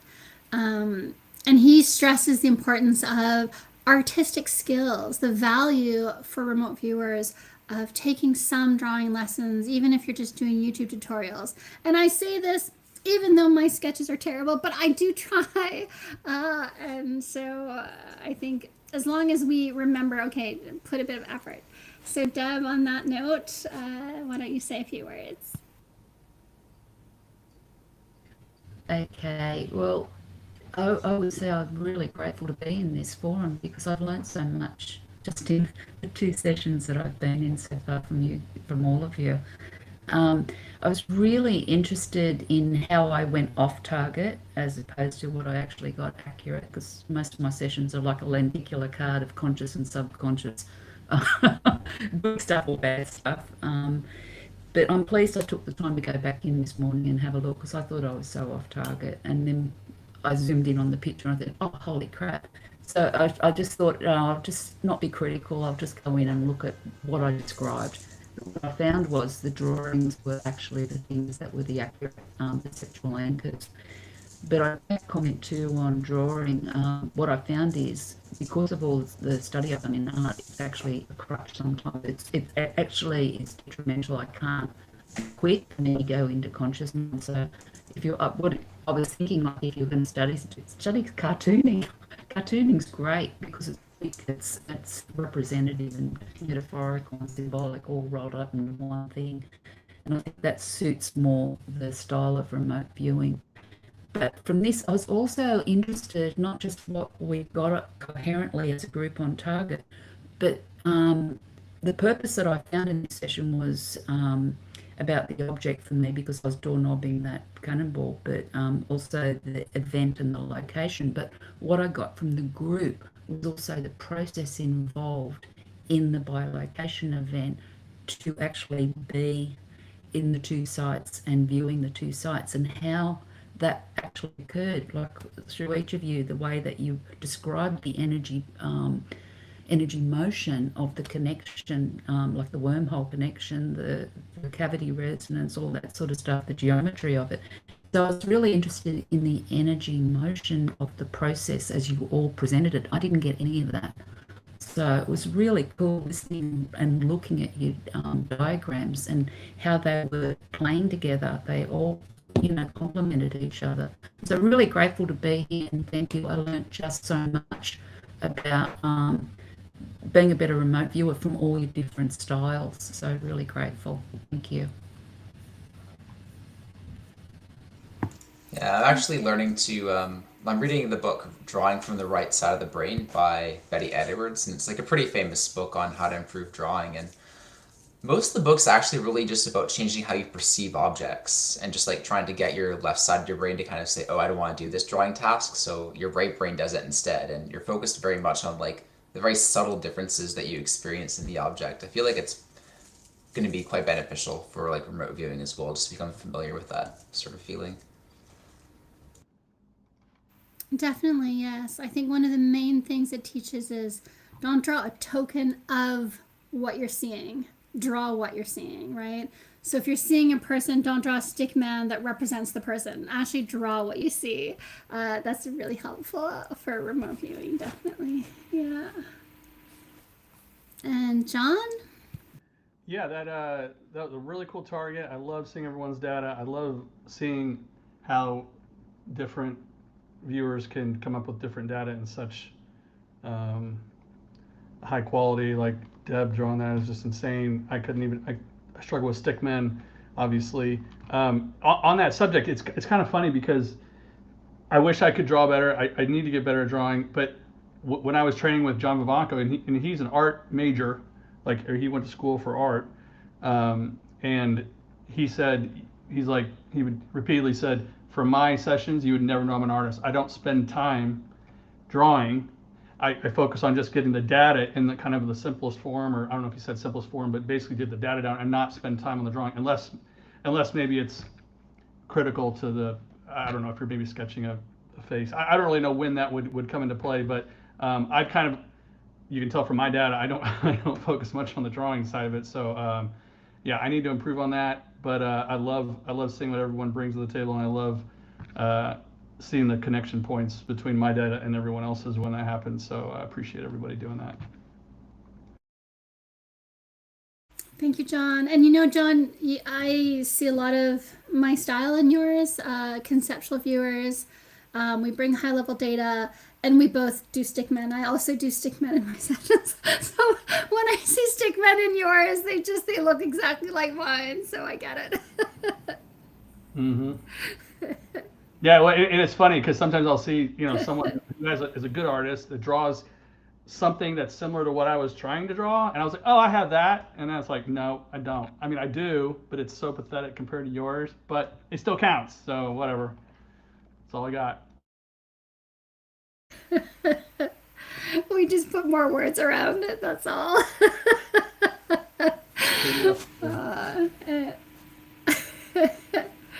And Claudia? Well, yeah, I love the target. This is totally my interest. But yeah, I find it very interesting. I did not have so many hits because I had also a whole storyline of old magicians and whatever.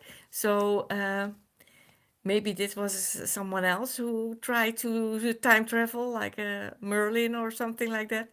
But anyway, yeah, I found the hits we had together. So it's also always so nice that you think, oh, I had this totally wrong, and then all of a sudden someone comes up with the same thing, and then you say, oh, so I picked something up from where they also did that. So it's not really totally off like that. But yeah, I find it very, very interesting, and the group collaboration is awesome. So yeah, I'm always happy to get a target to work on it, and then let's see. Yeah, thank you.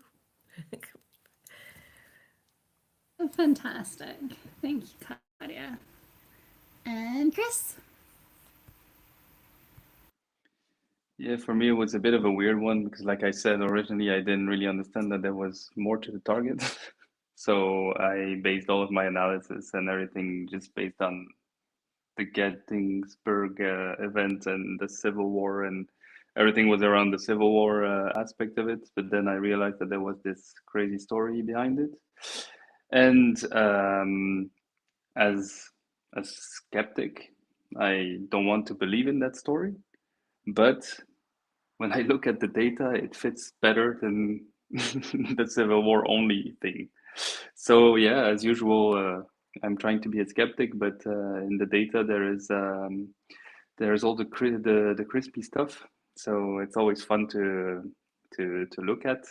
But again, like we were saying at the beginning, what does that mean? Is it just because the story exists, or are we perceiving some reality aspects of it? And then, yeah, what is reality? That's a whole other level of debate. But yeah, so it's always super interesting, and I'm always happy to see how things turn out like this. Fantastic. Yeah, I'm glad. And I think there's a strength in being able to see things that go against what you believe and being able to bring back remote viewing data that counters your opinion. I think that just shows that's the mark of a good remote viewer, when you're able to bring back data that isn't in opposition to your beliefs, because it shows that you're not allowing your own bias to contaminate everything, that the data is able to come through you. That's useful in a viewer. So I think that was really well done. And then, at a certain level of remote viewing skill, you will find that sometimes the data stream will say, you are so open and you're such a useful conduit right now that I will take this opportunity to shove in all this other data that is maybe tangentially related if it's useful. So for example, in something like this, where you're talking about time travel, maybe by location, then you might find that the data stream will say, oh, well, one of you in the group or the analyst or the tasker or someone or yourself is actually interested or doing research or investigating, even if it's just in your own little thoughts, how to bilocate, how to better bilocate, how to do it more effectively. So then the data stream will sometimes say, okay, here's a little mini download of information that will be helpful for that.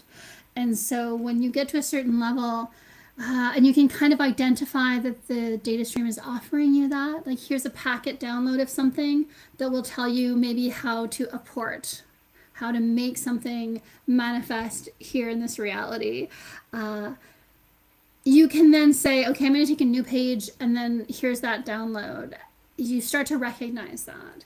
So just something for you to kind of keep in the back of your mind, because at some point in your development, that gift might be offered to you and you have to know how to accept it without mixing it into all your session data where it might not fit, or it might just create noise or confusion, right? So just little tips to think about.